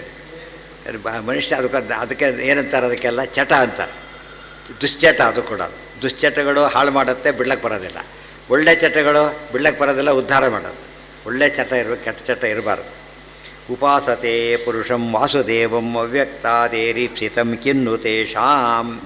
ಯಾವ ಏ ಪುರುಷಂ, ಅಲ್ಲಿ ಪ್ರಕೃತಿ ಈತ ಪುರುಷ, ವಾಸುದೇವ ಈ ರೀತಿ ಅರ್ಥ ಮಾಡ್ಕೋಬಾರ್ದು. ಮಹಾಲಕ್ಷ್ಮಿ ಪ್ರಧಾನ ಅಂತ ತಿಳ್ಕೊಂಡ್ರೆ ವಿಷ್ಣು ಅಪ್ರಧಾನ ಅಂತ ಹೇಳಬಾರ್ದು. ಮತ್ತೆ ಮಹಾಲಕ್ಷ್ಮಿ ಪ್ರಧಾನ ಅಂತ ಹೆಸರಿದೆ, ವಿಷ್ಣು ಅಪ್ರಧಾನ ಅಲ್ಲ, ಪರಮ ಪ್ರಧಾನ. ಪ್ರಧಾನ ಪುರುಷೇಶ್ವರ, ಬರೀ ಪ್ರಧಾನ ಅಲ್ಲ, ಪ್ರಧಾನ. ಇವರು ಪ್ರಧಾನ ಪುರುಷೇಶ್ವರ ಪರಮಾತ್ಮ. ಸೌಕಾರ ಉಳಿದವರಿಗೆ ಅಲ್ಲ, ಅಪ್ರಧಾನನೇ ದೇವರು. ಪ್ರಧಾನ ಇದು ಅಪ್ರಧಾನ ಅದು ಆಗಬಾರ್ದು. ಉಪಾಸತೆ ಪುರುಷಂ ವಾಸುದೇವಂ ಅವ್ಯಕ್ತಾದೇರೀಪ್ಸಿತಂ ಕಿನ್ನು ತೇಷಾಂ ಇತಿ. ವಾಸುದೇವನನ್ನು ಆರಾಧನೆ ಮಾಡಿದ ಮೇಲೆ ಉಳಿದುಕೊಂಡು ಏನು ಮಾಡಬೇಕಾಗಿದೆ ಅವರು? ತೇಷಾಂ ಏಕಾಂತೇನ ಶ್ರೇಷ್ಠಾ ತೇ ಚೈವ ಅನನ್ಯ ದೇವತಾ ಅಹಮೇವ ಗತಿಸ್ತೇಷಾಂ ನಿರಾಸೀಹಿ ಕರ್ಮಕಾರಿಣಾಮಿತಿ ಮೋಕ್ಷಧರ್ಮೇ. ಅದು ಏಕಾಂತಿಗಳು ಭಾರಿ ಶ್ರೇಷ್ಠ. ಏಕಾಂತಿಗಳು ಅಂದ್ರೇನು? ದೇವರನ್ನೇ ಆರಾಧನೆ ಮಾಡೋರು ಡೈರೆಕ್ಟಾಗಿ. ಅವರೆಲ್ಲ ಕೂಡ ಅನನ್ಯ ದೇವತಾ, ಬೇರೆ ದೇವತೆಗಳ ಹತ್ರ ಹೋಗೋದಿಲ್ಲ. ಅಹಮೇವ ಗತಿಸ್ತೇಷಾಂ ನಿರಾಸೀಹಿ ಕರ್ಮಕಾರಿಣಾಂ. ಈ ರೀತಿ ನಿರಾಸೀಹಿ ಕರ್ಮಕಾರಿಣಾಂ ಅಂದ್ರೇನು? ನಿಷ್ಕಾಮನೆಯ ಕರ್ಮಯೋಗ ಮಾಡ್ತಾರಲ್ಲ, ಅವರಿಗೆ ನಾನು ಆಶ್ರಯ ಕೊಡ್ತೇನೆ. ತೇಷಾಮಹಂ ಸಮುದ್ಧರ್ತ ಮೃತ್ಯು ಸಂಸಾರ ಸಾಗರಾತ್ ಭವಾಮಿ ನಚಿರಾತ್ ಪಾರ್ಥ ಮಯ್ಯಾವೇಶಿತ ಚೇತಸಾಂ.